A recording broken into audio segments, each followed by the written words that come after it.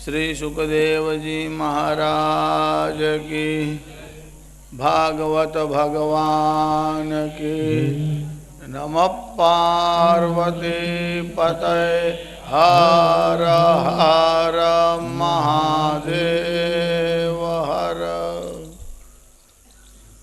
भगवान ऋषिનું પ્રાગટ્ય થયું અને પ્રહલાદની રક્ષા માટે ભગવાન આવ્યા।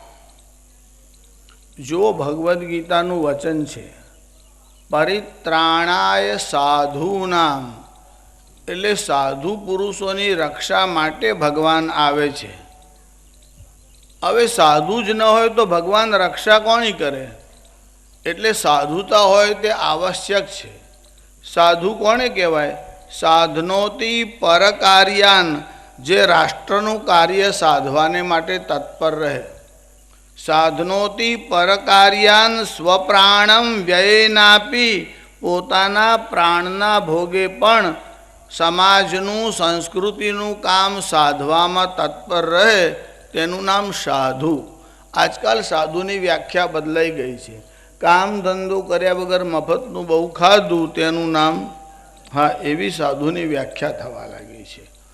વસ્તુતઃ બીજાનું એટલે સંસ્કૃતિનું કાર્ય કરવામાં તત્પર રહે તેનું નામ સાધુ છે।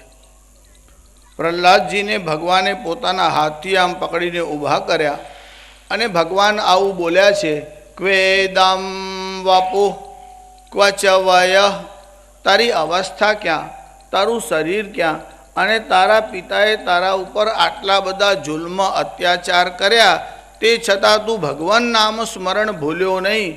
ક્વેદમ વપુ ક્વચ વય સુકુમાર મે તદ ક્વૈતા પ્રમત્ત કૃત દારુણયાત નાસ્તે, અને આવી સ્થિતિમાં પણ તે મને યાદ કર્યો। સાધારણતયા જીવો ભૂલ કરતા હોય છે અને પરમાત્માની ક્ષમા માગે છે। સાત્વિક જીવ હોય તેના મનમાં ખેદ થાય છે કે મારાથી આ ભૂલ થઈ। અહીંયા તો સ્થિતિ ઉલટી છે।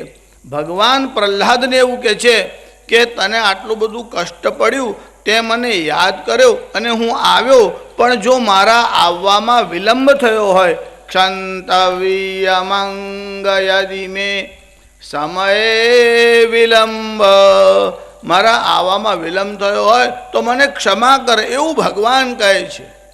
ભગવાન ભક્ત વત્સલ છે। વત્સલ શબ્દ કેવી રીતે આવ્યો? બાળક માટે માતાના મનમાં જે ભાવ હોય છે એને કહેવાય છે વાત્સલ્ય। ભગવાન ભક્ત વત્સલ છે। વત્સ શબ્દનો અર્થ થાય છે વાછરડો। જેમ ગાય અને વત્સ એટલે ગાય અને વાછરડો। દસમ સ્કંદમાં કથા આવે છે, ભગવાન શું કરતા? આ ગોપીઓ જ્યારે ગોદોહન માટે બેસે ત્યારે ભગવાન વાછરડાને છોડી મૂકે, એટલે આ વાછરડાઓ ત્યાં આવે અને ગાયનું દૂધ પીવા લાગે। શ્રીધર સ્વામી એની વ્યાખ્યા કરતા લખે છે કે ભગવાન શ્રી કૃષ્ણનો સ્વભાવ કેવો છે? વત્સાન મુંચત ક્વચિદ સમયે ક્વચિદ અસમયે, ક્યારેક તો વાછરડાઓને સમય ઉપર છોડે અને ક્વચિદ અસમયે, ક્યારેક તો સમય વગર છોડી દે। વત્સાન જીવાન, અહીંયા વત્સ શબ્દનો અર્થ છે જીવ। ભગવાન કોઈ વાર જીવોને સમયસર મુક્તિ આપે છે, કોઈ વાર તો વહેલા પણ મુક્તિ આપે છે। ભગવાન કરુણાના મહાસાગર છે।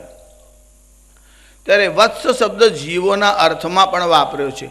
અને વાત્સલ્ય શબ્દ કેવી રીતે આવ્યો? તમે કોઈ વાર જોયું હોય કે ગાય વાછરડાને જન્મ આપે, જ્યારે વાછરડાનો જન્મ થાય ત્યારે એના શરીર ઉપર બધું મવાદ લાગેલું હોય। જે ગાયના ઉદરમાંથી એનો જન્મ થાય ત્યારે તમને વાછરડાને અડકવાનું મન ન થાય, પણ ગાય એને ચાટી ચાટીને સાફ કરે અને થોડી વાર પછી તમે જુઓ 1 કલાકમાં તો આખું સ્વરૂપ બદલાઈ ગયું હોય। વાછરડો એટલો સફેદ દેખાય તમને, કારણ કે એના શરીર ઉપર જે ગંદકી છે એ ગાય ચાટી ચાટીને સાફ કરે છે। એવો વાત્સ એટલે વાત્સલ્ય માટેનો જે પ્રેમ છે એને જ પરથી વાત્સલ્ય શબ્દ આવ્યો। ભગવાન ભક્ત વત્સલ છે, એટલે ભક્ત એટલા બધા અપરાધ કરતા રહે છે તો પણ ભગવાન જે છે એ પોતાના સ્વભાવને કારણે ક્ષમા કરે છે। ભગવાનનો સ્વભાવ ક્ષમાવાળો છે। ભગવાન કરુણાવાન છે એનો અર્થ એવો નહીં કે તમે અપરાધ કર્યા જ કરો ભગવાન માફ કરે, તમે અપરાધ કર્યા જ કરો ભગવાન માફ કરે. ભગવાન કરુણાવાન છે, પણ ભગવાનની કરુણાનો દુરુપયોગ ન કરાય એવું ધ્યાન રાખવું જોઈએ. અહીંયા પ્રહલાદને ઊભો કર્યો. ભગવાન કહેવા લાગ્યા ક્ષંતવ્ય મંગ યદિમે સમયે વિલંબ, અને પ્રહલાદે ભગવાનની સ્તુતિ કરી. આ સપ્તમ સ્કંદમાં પ્રહલાદની સ્તુતિ છે. બહુ મોટી સ્તુતિ છે અને બહુ સારભૂત અને સુંદર સ્તુતિ છે. પ્રહલાદજી શું બોલ્યા છે? વિપ્રાદ્વિષડ ગુણયુતા દરવિંદનાભ પાદારવિંદ વિમુખાત સ્વપચમ વરિષ્ઠમ. વિપ્રાદ્વિષડ ગુણયુતા, વિપ્ર એટલે બ્રાહ્મણ, અને દ્વિષડ ગુણયુતા એટલે 2 વાર 6 એટલે 12 ગુણોથી યુક્ત કોઈ બ્રાહ્મણ હોય પણ ભગવાનનો ભક્ત ન હોય, પણ કોઈ ચાંડાલ હોય અને ભગવાનનો ભક્ત હોય તો સ્વપચમ વરિષ્ઠમ, એ ચાંડાલ પણ શ્રેષ્ઠ છે જો એ ભગવાનનો ભક્ત હોય. ભગવાન ભક્તિનો વિચાર કરે છે. ભગવાન વર્ણના ધર્મ, આશ્રમના ધર્મ અને અવસ્થા કે તમારી સંપત્તિનો વિચાર કરતા નથી. વ્યાધસ્યાચરણમ, આ વ્યાધ જે હતો તે શિકારી હતો. આ વ્યાધ જે છે એનું કર્મ ક્રૂર હતું, છતાં ભગવાને એના ઉપર કૃપા કરી કે વ્યાધસ્યાચરણમ ધ્રુવસ્ય ચ વય. ભગવાન ઉંમર જોતા નથી. વૃદ્ધ થઈ ગયા એટલે સાત્વિક છે એવું માનવાનું કારણ નહીં. કોઈ વાર તો ઉંમર વધે તેમ બગાડો વધતો જાય છે. જેમ જેમ ઉંમર વધે તેમ તેમ બોલવાનું ઘટાડવું જોઈએ. ત્યારે આપણું ઉલટું થાય છે. ઉંમર વધે તેમ તેમ બોલવાનું વધે છે. ઉંમર વધે તેમ તેમ ભજન વધવું જોઈએ. એક જણાએ કથામાં કહ્યું કે વજન વધારો. તે આ ભાઈ ઉંમર વધેલી એટલે સાંભળે થોડું ઓછું, એટલે વજન વધારો એવું સમજો. ભગવાનનું ભજન વધારો ત્યારે આ સમજો વજન વધારો, એટલે એને વજન વધારવા માંડ્યું. પછી તો બટર ને બ્રેડ, બટર બહુ ખાય એટલે ધીરે ધીરે વજન બહુ વધ્યું. બહુ વજન વધે તો પણ આપત્તિ થાય. કહે છે કે નગરમાં એક શેઠ હતા. બેસતા વર્ષનો દિવસ હતો. એક છોકરો આમ ત્યાંથી પસાર થયો. શેઠનું શરીર બહુ પુષ્ટ અને વજન બહુ. એમને સોનાની એક ચેન પહેરેલી, એમાં એક ડાયમંડ લગાડેલું. આ છોકરો ત્યાંથી આમ જતો હતો, તેને આમ ઉપર જોયું. પછી શેઠના બની જોઈને હસવા લાગ્યો. શેઠના મનમાં થયું કે આ ચેન જોઈને રાજી થઈ ગયો હશે એટલે હસતો હશે. એટલે શેઠે આમ બોલાવ્યો અને પૂછ્યું કે ભાઈ કેમ હસે છે? તો કે જવા દો ને, હવે શેઠ કહેવા જેવું નથી. તો એને બહુ આગ્રહ કર્યો, ના કહે ને કેમ હસ્યો? એમ કે શેઠ મારા મનમાં એવો વિચાર આવ્યો કે તમારું શરીર આટલું બધું ભારે અને કંઈ એટેક આવે તો તમને 3જી માળથી નીચે કેવી રીતે ઉતારવા, એવો વિચાર મારા મનમાં આવ્યો. શેઠના મનમાં તો એવું બેસતા વર્ષનો દિવસ છે, આપણા મનમાં એમ કે સંસ્કારી બાળક હશે, કંઈ સારા વિચાર કરતો હશે, આ તો મને પહોંચાડવાની વાત કરે છે. એટલે વિચાર્યું કે એના બાપને બોલાવો. કદાચ એનો બાપ ડાયો હોય એવું બને. કોઈ વાર છોકરા ઉપદ્રવી હોય અને બાપ સંસ્કારી હોય. એટલે એના બાપને બોલાવ્યા. કીધું જુઓ આ તમારો છોકરો કેવો વિચાર કરે છે. સવારમાં એવું કહે છે કે શેઠ તમને કંઈ થઈ જાય તો નીચે કેવી રીતે ઉતારવા. ત્યારે એનો બાપ એના કરતાં એક સ્ટેપ વધ્યો હતો. એને કીધું કે આ છોકરાઓને સમજણ ન પડે એટલે આવું કંઈ વિચારે. એમાં શું 4 ટુકડા કરીને નીચે ઉતારવાના, કંઈ આખો ઉતારવો એવું કંઈ જરૂરી છે? એમ કે શેઠને થયું કે આ છોકરો તો હજુય ડાયો છે. એનો બાપ તો એના કરતાં એક સ્ટેપ આગળ છે. પૂછ્યું તારા દાદા જીવે છે? કે હા. એમને બોલાવો. દાદાને બોલાવ્યા. કે જો આ તમારો છોકરો અને આ તમારો પુત્ર અને આ પૌત્ર સવારમાં અમંગલ વિચાર કરે છે.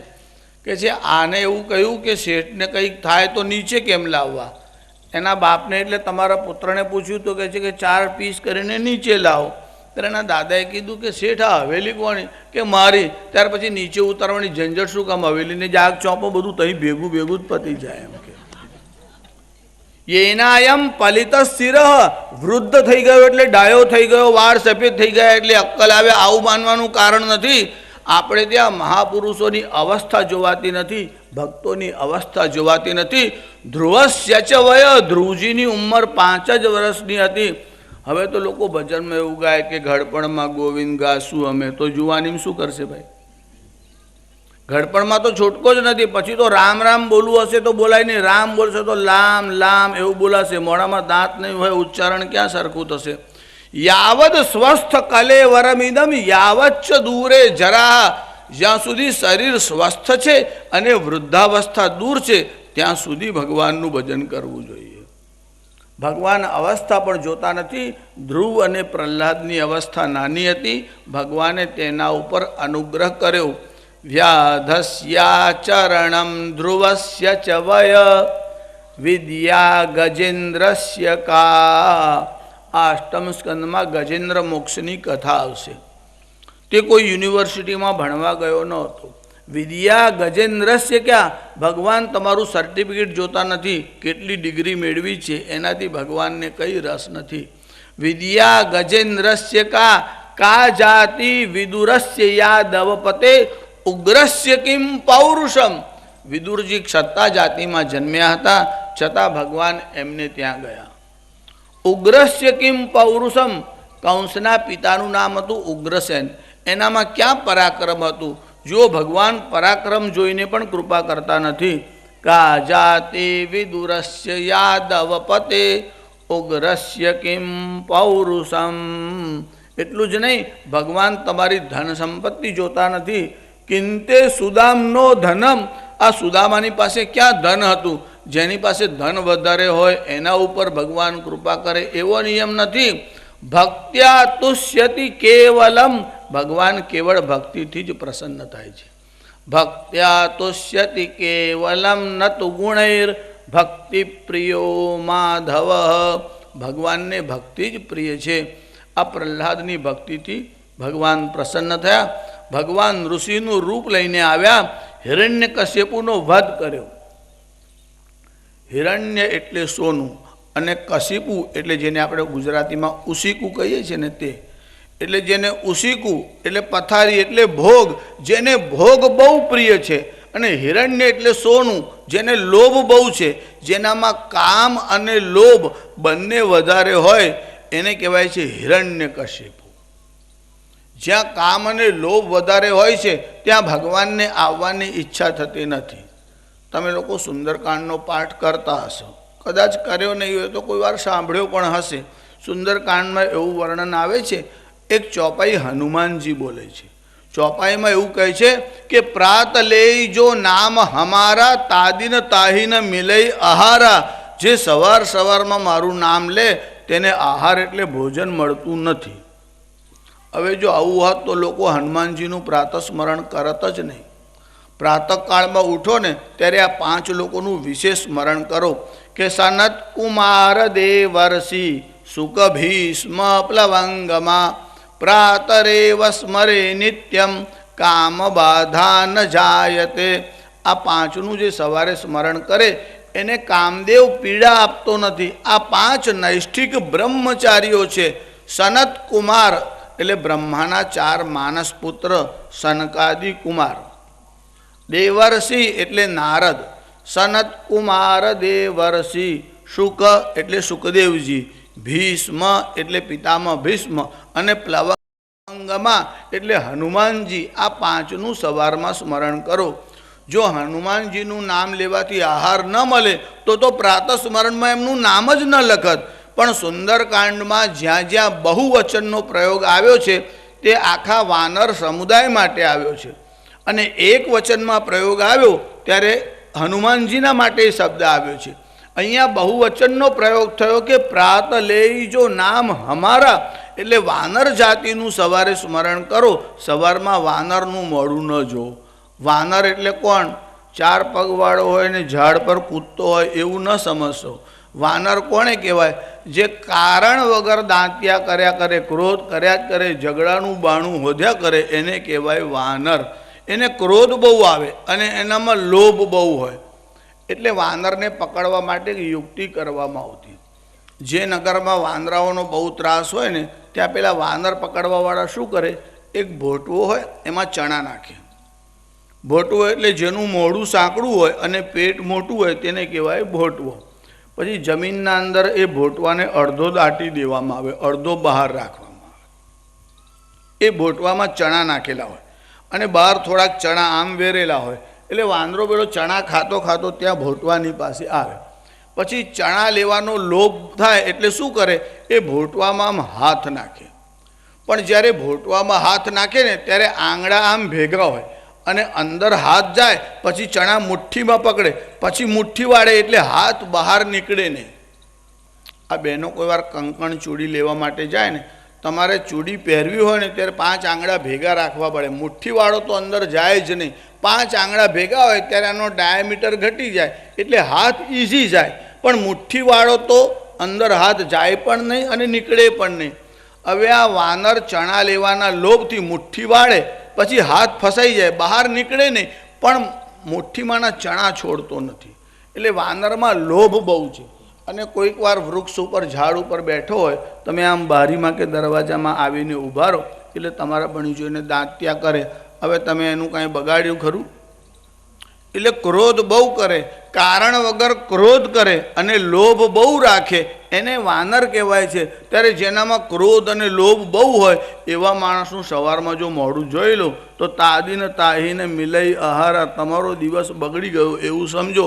એટલે હનુમાનજી જે બોલ્યા છે તેની પાછળનો ભાવ આવો છે કે કામી અને લોભી એનું મોઢું ન જોવું, બને ત્યાં સુધી એમને દૂરથી જ હાથ જોડીને રવાના કરવા। તો કહે છે પ્રાત લેઈ જો નામ હમારા, તાદિન તાહીને મિલઈ આહારા, કામી અને લોભી એનું ચિંતન ન કરવું। આ પ્રહલાદ સ્તુતિ કરે છે ત્યારે આવી રીતનું બોલ્યા છે કે વિપ્રાદ્વિષડ ગુણયુતા દરવિંદ નાભ, પાદારવિંદ વિમુખાત સ્વપચમ વરિષ્ઠમ। ભગવાનને તમારે પ્રસન્ન કરવા હોય તો ધન સંપત્તિથી રાજી ન કરી શકાય।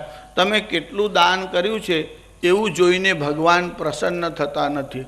એનું કારણ ભગવાન તો લક્ષ્મીના પતિ છે, તમે ભગવાનને શું આપી શકો? થોડું ચિંતન કરો, થોડો વિચાર કરો કે ભગવાનને આપવા જેવું તમારી પાસે શું છે। એક કવિ ભગવાનની સ્તુતિ કરે છે ત્યારે એવું કહે છે કે રત્નાકરસ્તવ ગૃહમ ગૃહિણી ચ પદ્મા। રત્નાકર એટલે સમુદ્ર, ભગવાન ક્યાં રહે છે? ક્ષીરસાગરમાં ભગવાન શયન કરે છે।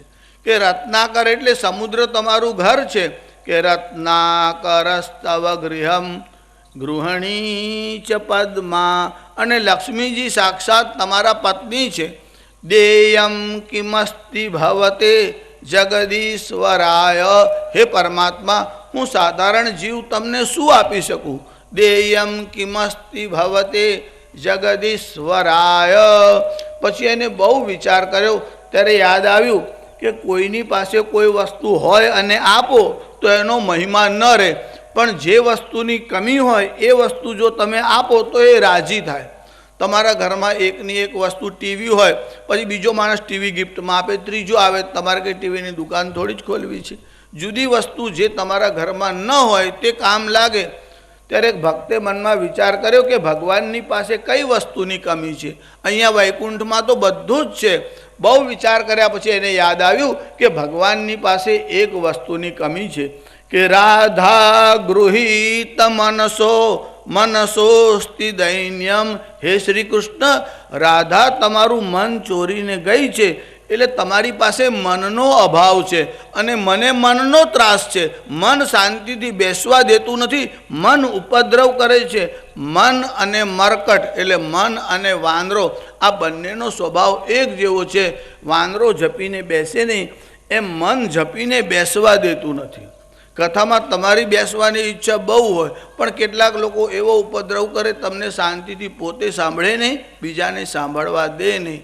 જે શ્રોતાઓના ભિન્ન ભિન્ન પ્રકાર છે એમાં કેટલાક લોકોનો સ્વભાવ મશક એટલે મચ્છરના જેવો હોય। મશકોપ આ મચ્છરનો સ્વભાવ કેવો હોય? રાત્રે તમે સૂવા જાઓ અને તમે આ લાઇટ બંધ કરો એટલે તમારા કાન પાસે આવીને ગુન ગુન ગુન ગુન ગુન ગુન કર્યા જ કરે। તમે આમાં હાથ કરો એટલી વાર આગો જાય, વળી પાછો કાન પાસે આવીને ગુન ગુન ગુન ગુન કર્યા જ કરે। એમ તમે કથા સાંભળવામાં તલ્લીનો ત્યારે જ એને બબડાટ કરવાની ઈચ્છા થાય, ત્યારે જ કોઈ ન્યૂઝ લઈને આવે. પેલો શાંતિથી આમ કથા સાંભળતો હોય, ધીમે રહીને જબ્બો કે શર્ટ પાછળથી આમ પકડે, પછી ખબર પડી? હવે તને પડી તો બસ છે, ટીવીમાં ન્યૂઝ આવેલા જ છે, તારે સમાચાર કથામાં આપવાની જરૂર નથી. તોય પાછો ધીમે રહીને પેલાને બીજી વાર કે તમને ખબર પડી? એટલે આને પાછો રસ આવે કે આ કંઈ ખાસ નવા સમાચાર લાવ્યો હશે. એનું કારણ આમનો સ્વભાવ જ એવો હોય કે આની વાત આને કરે, આની વાત આને કરે. એટલે પેલો પાછો આમ જરા જિજ્ઞાસાથી પૂછ્યું, શું થયું, શું થયું? પેલા તમારી બાજુમાં ન રહેતા? હા, એમની છોકરી. હવે એ ભાગી ગઈ તો વાંધો નહીં, તું આચવીને બેસી રહે, તારે કથામાં આ બધી પંચાયત કરવાની કંઈ જરૂર નહીં. પણ કેટલાક લોકોનો સ્વભાવ એવો હોય, પોતે સાંભળે નહીં, બીજાને સાંભળવા દે નહીં. જે શ્રોતાઓના પ્રકાર કયા છે એમાં કેટલાક મસક એટલે મચ્છર જેવા હોય. મસકૌ ગજલૌ કતુલ્યા. જલૌક એટલે જડો. તમે કોઈ વાર તલાવમાં ગયા હોય અને ભેંસો ઉનાળાના દિવસોમાં તલાવમાં પડી રહે, એમાં મંડપમાં આવીને બેસે ખરો, પણ ભેંસ જ્યારે ઊભી થાય ત્યારે બધું પાણી ડોળી નાખે. એમ કથાની શાંતિમાં ભંગ થાય એવો પ્રયત્ન કરે, એને કહેવાય મહિષ એટલે ભેંસ જેવા શ્રોતાઓ. પછી જલૌક એટલે કેટલાક જડો જેવા હોય. જડો એટલે આ ભેંસ કે બળદ હોય ને એના શરીર ઉપર આમ ચીપકી જાય, પછી એ લોહી પીતી હોય, અને લોહી પીવે પછી જે ઉખડે, આમને એમ ઉખડે જ નહીં, એમ તમારું લોહી પીધા સિવાય ત્યાંથી ખસે જ નહીં. એ કેટલાક જડો જેવા હોય છે. મસકૌ ગજલૌ કતુલ્યા. સચ્છિદ્ર કુંભ પશુ સર્પ શિલોપમાના. તે શ્રાવકા ભુવિ ચતુર્દશધા વદંતી. આવા 14 પ્રકારના લોકો કથા સાંભળવાને માટે આવે. એક ભાઈ ઊભા થયા, મને કે શાસ્ત્રીજી તમે 15મો પ્રકાર ભૂલી ગયા. મેં કીધું ભાઈ આ શ્લોકમાં 14 પ્રકાર લખ્યા છે એટલે મેં 14 કીધા. મને કહે છે ના 15 પ્રકારના શ્રોતા હોય. મેં કીધું 15મો પ્રકાર એટલે? તો કે છે જેના જૂતા કે બૂટ નવા લાવવાના થયા હોય તે છાનો માનો આવીને કથામાં બેસી જાય. પછી જેના નવા બૂટ સેન્ડલ કે ચંપલ આવ્યા હોય તે 5 મિનિટ વહેલો ઉઠે અને એમાં પગ નાખે. અને તમે જો ચંપલવાળાની દુકાનમાં જાઓ તો તમને કોઈ મોટા પડે, કોઈ નાના પડે, કોઈનો રંગ ગમે ના ગમે. આમના પગ એવા હોય કે નવા હોય એમાં ફિટ જ થઈ જાય. એટલે જે નવો લાવીને આવ્યો હોય તેના જ જૂતામાં આમ પગ નાખે અને આમ તેમ જુએ, કોઈનું ધ્યાન નથી, એટલે અચ્યુતમ કેશવમ ત્યાંથી આમ રવાના થઈ જાય. અને એક છોકરાનું તો કામ જ આ વર્ષોથી કથામાં મંદિરમાં જાણીબૂજીને એવા સમયે જાય અને કોઈના નવા સેન્ડલ કે બૂટ જોવે એટલે પહેરીને ચાલવા માંડે. એક કાકાએ મંદિરમાં દર્શન કરવા આવ્યા. આ બહુ કુશળ. એને મનમાં વિચાર કર્યો કે નવા લાવ્યો છું અને કોઈ લઈ જશે, 2 સાથે મૂકું તો લઈ જાય ને. એટલે એક ઉત્તરમાં મૂક્યું, એક દક્ષિણમાં. 2 જોડે ના આવે તો એક તો કોણ લઈ જાય? પણ આ છોકરો પરકેલો તે બહુ કુશળ. તેને જોયું કે આ બૂટ નવા આવ્યા છે પણ એક જ છે, કાંઈ વાંધો નહીં. એને એક બૂટ લઈને આમ થેલીમાં નાખી દીધો અને બહાર ઊભો રહ્યો કે આ બહાર નીકળશે એટલે શોધશે, એટલે ખબર પડશે કે કોણ આ છે. એટલામાં તો લલ્લુ કાકા અંદરથી આમ બહાર આવ્યા. બહાર આવીને જોયું તો એક બૂટ ગાયબ અને એક બૂટ હતો. એટલે પેલો છોકરો પણ રાહ જોતો હતો. ના, લલ્લુ કાકા આમ બહાર આવ્યા, એને જોયું એક ગાયબ છે, બીજો છે, એટલે એક બૂટ લઈને પણ ચાલવા માંડ્યો. છોકરાના મનમાં થયું કે એક બૂટ પહેરીને ક્યાં જશે, એટલે એની પાછળ જિજ્ઞાસાથી ગયો ક્યાં જાય છે. એટલે મોચીની દુકાનમાં આવ્યો, જ્યાં સીવડાવેલા ત્યાં. કે આ બૂટ મેં તમારી દુકાનમાં સીવડાવ્યા? કે છે હા.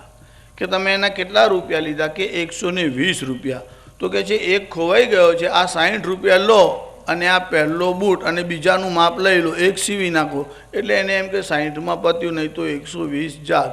એટલે 60 રૂપિયા આપી અને એક બૂટનું માપ આપીને નીકળ્યો. આ છોકરો બધું સાંભળતો હતો દૂરથી.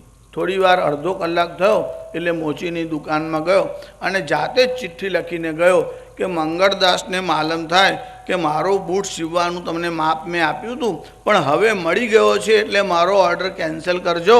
આ છોકરાને મેં મારો બૂટ લઈને મોકલ્યો છે, એને 60 રૂપિયા અને પેલો બૂટ પાછો આપજો. હવે પેલા છોકરાએ તો ચિઠ્ઠી આપી અને થેલીમાંથી પેલો બૂટ કાઢીને બતાવ્યો. એટલે મોચીને પણ ખાતરી થઈ કે આ તો પ્રમાણ બતાવે છે, આની પાસે બીજો બૂટ છે એટલે ચોક્કસ આને મોકલ્યો હશે. એટલે પેલો બીજો બૂટ આપ્યો અને 60 રૂપિયા આપ્યા. બૂટ પણ ગયા અને 60 રૂપિયા પણ હા અચ્યુતમ કેશવમ રામ નારાયણમ કૃષ્ણ દામોદરમ વાસુદેવમ હરે શ્રીધરમ માધવમ ગોપિકા વલ્લભમ શ્રી જાનકી નાયકમ શ્રી રામચંદ્ર. જે બહુ કૃપણ હોય ને તેનું નુકસાન મોટું થાય. જેનો જીવ જ બૂટમાં રહેતો હોય તેની શું સ્થિતિ થાય? ત્યારે એમાં જીવ ન રાખો, પણ જોડે જોડે તમે સત્કાર્ય માટે આવો ત્યારે ચોરીની મનોવૃત્તિ ન રાખો. તમે એવું ન સમજો કે ચોરી એટલે કોઈના ગજવામાંથી લઈ લેવું, મોકું મળે એટલે કોઈના કબાટમાંથી કાઢી લેવું. કલિયુગમાં બહુ પ્રકારની ચોરી થાય છે. એમાં કામ ચોરી, કાળ ચોરી એટલે 7 વાગ્યાનો સમય હોય ને 6 વાગે નાસી જાય. મજૂરને કામ કરવા બોલાવે હોય ને 6 વાગ્યાથી 1 કલાક પહેલાં જ નાસી જાય, એને કહેવાય સમયની ચોરી. ત્યારે કામ ચોરી, કર ચોરી અને કાળ ચોરી. કેટલા લોકો કર ચોરી એટલે ટેક્સની પણ ચોરી કરતા હોય. તો શાસ્ત્રીજી, ગવર્મેન્ટ આટલા બધા ટેક્સ નાખે તો શું અમારે ભરવા જોઈએ? વસ્તુતઃ ગવર્મેન્ટે જે નિયમ બનાવ્યા છે એ નિયમો જ ખોટા છે. એનું કારણ રામ રાજ્યમાં એનું એક ધારાધોરણ હતું. એટલે જ્યારે ભરતજી અને રામજીનો મેળાપ થયો ત્યારે રામજીએ 120 પ્રશ્ન ભરતજીને પૂછ્યા. એમાં એક પ્રશ્ન એવો પૂછ્યો કે ભરત, તારી પ્રજા પાસે તું જરૂર કરતાં વધારે ટેક્સ તો લેતો નથી ને? જે રાજા કર લીધા પછી પ્રજાનું રક્ષણ ન કરે એ રાજા મર્યા પછી નરકમાં જાય છે. એટલે રામજીએ કહ્યું કે આવકના 16માં 6ઠ્ઠા ભાગ જેટલો ટેક્સ એટલે 16% વધારે ટેક્સ લેવાય નહીં. હે ભરત, તારી પ્રજા પાસેથી આવકના 6ઠ્ઠા ભાગ કરતાં વધારે ટેક્સ તો તું લેતો નથી ને? અર્થાત લેતો હોય તો ન લેવો જોઈએ. આ રામ રાજ્યની મર્યાદા હતી. હવે આપણને રામ રાજ્ય જોઈએ છે. We are crying for Ram રાજ્ય, but where is Ram? Ram જોઈતો નથી, રામ રાજ્ય બધાને જોઈએ છે. તાત્પર્ય આવું કે ટેક્સના એક ધારાધોરણ છે. અર્થશાસ્ત્રમાં એટલે જેને ઇકોનોમિક્સ કહો છો, પણ અર્થ શબ્દ બંને અર્થમાં વપરાય છે. ઇકોનોમિક્સ એન્ડ પોલિટિક્સ આ બંનેનો વિચાર ચાણક્ય કર્યો છે. એટલે ચાણક્ય જે રચના કરી તેનું નામ અર્થશાસ્ત્ર છે. એમાં નીતિનો પણ વિચાર છે અને ધન કેવી રીતે કમાવવું તેનો પણ વિચાર છે. ત્યારે અહીંયા ભાગવતજીમાં દરેક વિષયનો વિચાર કરવામાં આવ્યો કે અતિ સર્વત્ર વર્જેત અતિ દાનેન બલિહિ. અતિશય દાન કરવાથી બલિરાજા નષ્ટ થયા એવી બલિરાજાની કથા આવશે. અતિ રૂપેણ સીતયા, સીતાજી બહુ સુંદર હતા એટલે એમનું હરણ થયું. ત્યારે અતિ હોય તે વર્જિત છે. અતિ ગર્વેણ રાવણ, અતિ ગર્વને કારણે રાવણનો વધ થયો. અતિ સર્વત્ર વર્જેત, તેથી અતિ જે છે તે વર્જિત છે. આ પ્રહલાદની કથામાં વર્ણના ધર્મ, આશ્રમના ધર્મ સમજાવવામાં આવ્યા. પછી અષ્ટમ સ્કંદનો આરંભ થયો. આ 8મા સ્કંદમાં મન્વંતર લીલા છે. મન્વંતર સદ્ધર્માણી, જે સદ્ધર્મ છે તેનો વિચાર મન્વંતર લીલામાં કરવામાં આવે છે. આ ગજેન્દ્ર મોક્ષની કથા એ પણ અષ્ટમ સ્કંદમાં છે. શ્રી સુખદેવજી મહારાજ કી, गिरिराज धरण की, गोवर्धननाथ की, श्री यमुने महारानी की, नमः पार्वती पतये, हर हर महादेव हर. મન્વંતરે શાનું કથા અષ્ટમ સ્કંદમાં મન્વંતર લીલા છે અને નવમ સ્કંદમાં ઈશાનું લીલા છે. આ જે મન્વંતર લીલા છે એમાં ગજેન્દ્ર મોક્ષની કથા આવે છે. કથા એવી છે કે ત્રિકૂટ નામનો એક પર્વત હતો. એ પર્વતની તળેટીમાં ગજેન્દ્ર એટલે હાથીઓનો જે રાજા હતો એ પર્વતની તળેટીમાં રહેતો હતો. પોતાના પરિવારની સાથે આ ગજેન્દ્ર એટલે હાથી રહેતો હતો. આ ત્રિકૂટ પર્વતના 3 શિખર હતા. સુવર્ણ એટલે સોનાનું, ચાંદીનું અને રજતનું, લોહનું, આવા 3 શિખર હતા. આ 3 શિખર એ ત્રિગુણ એટલે સત્વ, રજ અને તમ આ 3 ગુણોના પ્રતીક છે. અને ગજેન્દ્ર એટલે જીવ માત્રની આ કથા છે. આ ગજેન્દ્ર પર્વતની તળેટીમાં પરિવારની સાથે રહેતો હતો. એકવાર આ ગજેન્દ્ર સરોવરમાં સ્નાન કરવાને માટે આવ્યો. આ ત્રિકૂટ પર્વતની પાસે એક સરોવર હતું. આ ગજેન્દ્ર ત્યાં સ્નાન કરવાને માટે આવ્યો. જ્યારે ગજેન્દ્ર સ્નાન કરવાના માટે ગયો ત્યારે એક ગ્રાહ ત્યાં આવ્યો અને આ ગ્રાહે ગજેન્દ્રનો પગ પકડ્યો અને ગજેન્દ્રને ખેંચી અને આમ લઈ જવા લાગ્યો. ત્યારે ગજેન્દ્રે પોતાની રક્ષા માટે બહુ પ્રયત્ન કર્યો પણ એનું જોર ન ચાલ્યું. ગ્રાહ તેને ઢસડીને લઈ જવા લાગ્યો. ગજેન્દ્ર એટલે હાથીની તાકાત બહુ હોય છે પણ જળમાં હાથીની તાકાત ચાલતી નથી. એનું કારણ ગ્રાહ જે છે એ જળચર જીવ છે. જો જામે નિષદિન રહે સો તામે પરવીણ. જેમાં રાત દિવસ લાગેલો રહે છે તે એમાં પ્રવીણ એટલે હોશિયાર થઈ જાય છે. કે સરિતા ગજકો લે ચલી ઓર ચલે સામને મીન. નદીનો પ્રવાહ હોય તે હાથીને પણ ખેંચી જાય છે પણ માછલી વિરુદ્ધ દિશામાં જાય છે. એનું કારણ માછલીને જળમાં રહેવાનો અભ્યાસ છે. અભ્યાસેન તો કૌંતેય વૈરાગ્યેન ચ ગૃહ્યતે. હે Arjun, by the practice of યોગની પ્રેક્ટિસ કરવામાં આવે તો એમાં પણ તમારી સિદ્ધિ થઈ શકશે. ત્યારે હાથીનો અભ્યાસ જળમાં લડવાનો નથી. ગ્રાહ જળચર જીવ છે એટલે હાથીને આમ ઢસડવા લાગ્યો. જ્યારે ગ્રાહ ખેંચીને હાથીને લઈ જવા લાગ્યો ત્યારે એના પરિવારવાળા ગજી પણ ત્યાં હતી. જીવને જ્યારે કાળ પકડવા આવે ત્યારે કાળની પકડમાંથી જીવ છટકી શકતો નથી. પરિવારવાળા રડે ખરા પણ જોડે કોઈ આવવા તૈયાર ન થાય. તમે એવું સાંભળ્યું કોઈ જોડે ગયું? આવું બહુ મુશ્કેલ હોય છે. જોડે કોઈ જતું નથી. કેટલાક લોકો બહુ જોરથી રડે અને એમાં જરાય પ્રેમ ના હોય ને તેનો અવાજ પાછો બહુ મોટો આવે. એટલા મોટેથી રડે તમને એમ લાગે કે આને તો બહુ જ પ્રેમ છે. કદાચ રડીને કાલે આ પણ ભેગો જ જતો રહેશે એવું લાગે છે. જ્યારે સ્મશાનમાં લઈ જવામાં આવે ત્યારે તમારી સાથે કોણ જાય છે?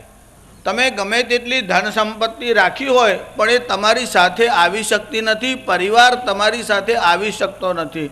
ધનાની ભૂમૌ, જે ધન સંપત્તિ હોય તે જમીનમાં જ રહી જાય છે કે બેંકમાં રહી જાય.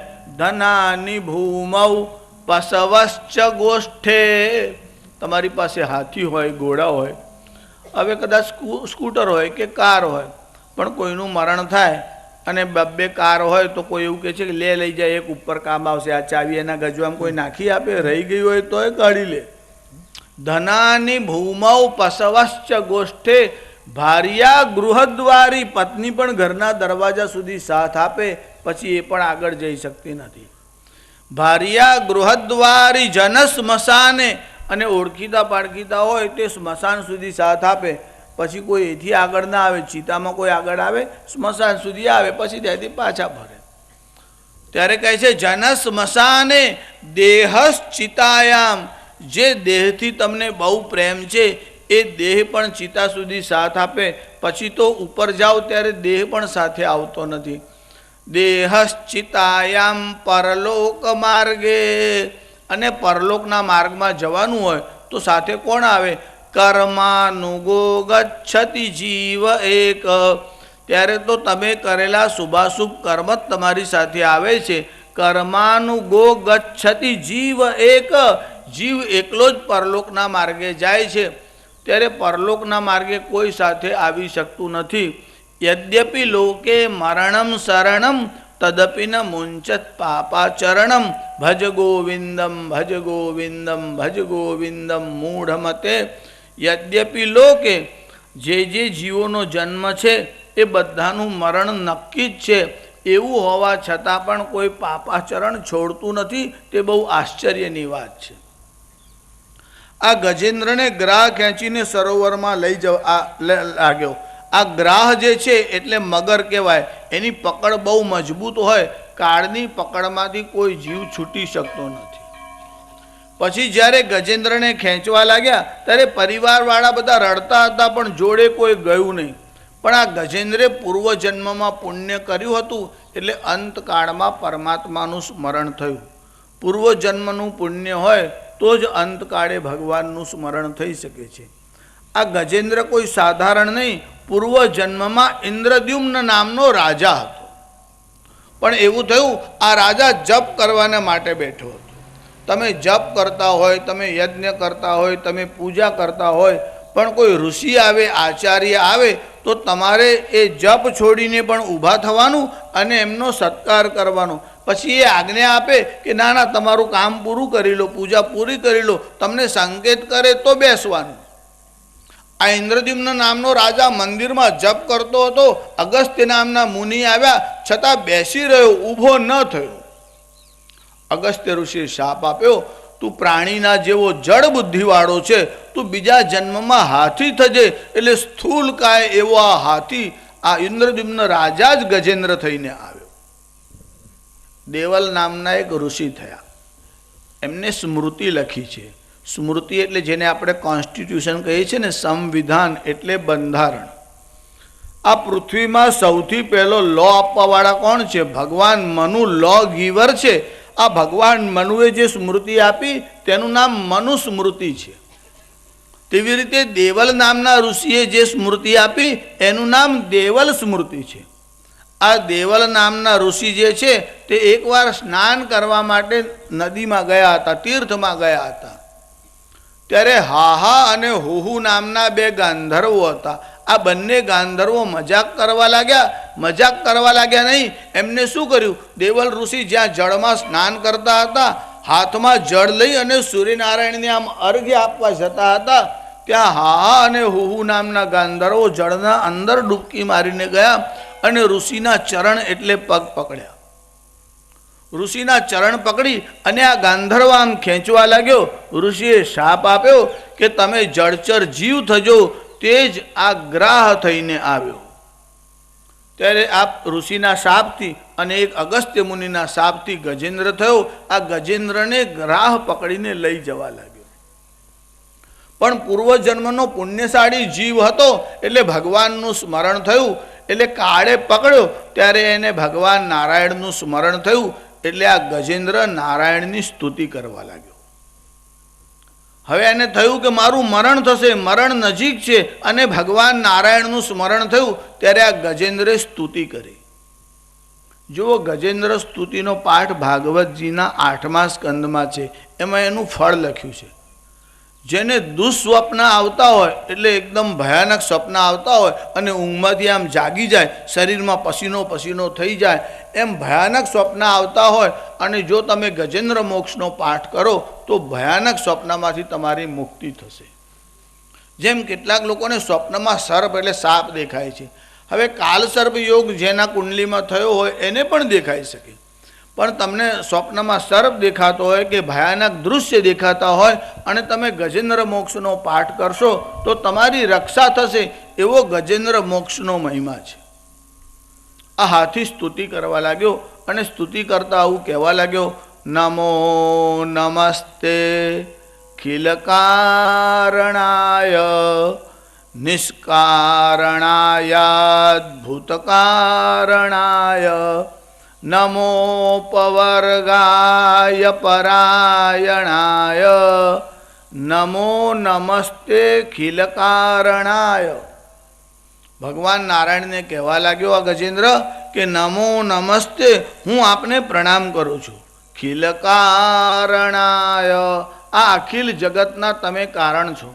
નમો નમસ્તે ખિલકારણાય નિષ્કારણાયાદ્ભુતકારણાય. શું કહે છે? નિષ્કારણાય, તમે આખા જગતનું કારણ છો પણ તમારું કોઈ કારણ નથી. કારણ શબ્દનો અર્થ શું થાય? આ કોઈ વસ્તુ હોય એ કાર્ય કહેવાય અને એ જેમાંથી થાય એને કારણ કહેવાય. આ જગત પરમાત્મામાંથી થયું એટલે જગત કાર્ય છે અને પરમાત્મા કારણ છે.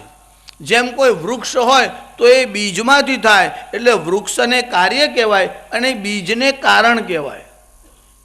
જગતનું કારણ પરમાત્મા છે પણ પરમાત્માનું કારણ કોઈ નથી. નિષ્કારણાયાદ ભૂતકારણાય એટલે એકદમ ગામઠી ભાષામાં કેવું હોય તો જે બધાનો બાપ પણ જેનો કોઈ બાપ નહીં તે પરમાત્મા. એનું કારણ પરમાત્માનું કોઈ કારણ નથી. નહીતર તમે એવું પૂછો કે જગત ભગવાને બનાવ્યું, ભગવાનને કોણે બનાવ્યા? અરે જો ભગવાનને બનાવનાર કોઈ બીજી શક્તિ હોત તો એને ભગવાન જ ન કહેવાત. એટલે જે સંપૂર્ણ જગતનું એકમાત્ર કારણ છે, નિષ્કારણાયાદ ભૂતકારણાય નમોપવર્ગાય પરાયણાય.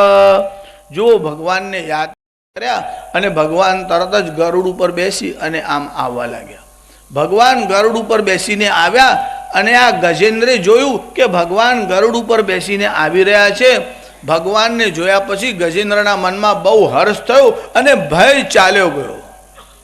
એટલું જ નહીં, ભગવાન જો આવતા હશે તો ભગવાનની પૂજા કરવી જોઈએ. એટલે આ ગજેન્દ્રે શું કર્યું? એ સરોવરમાં કેટલાક કમળ ખીલેલા હતા. આ હાથીએ પોતાની સૂંઢ વડે કમળને આમ તોડ્યું અને કમળ લઈ અને નારાયણના ચરણ ઉપર આમ ચડાવ્યું. ભગવાનને કમળ બહુ પ્રિય છે. એનું કારણ એવું છે કે આ પૃથ્વીમાં જેટલા પણ ફૂલ છે એ બધા બ્રહ્માની સૃષ્ટિના છે, બ્રહ્માએ બનાવેલા છે. પણ કમળ એ બ્રહ્માની સૃષ્ટિનું નથી, કમળ એ નારાયણની સૃષ્ટિનું છે.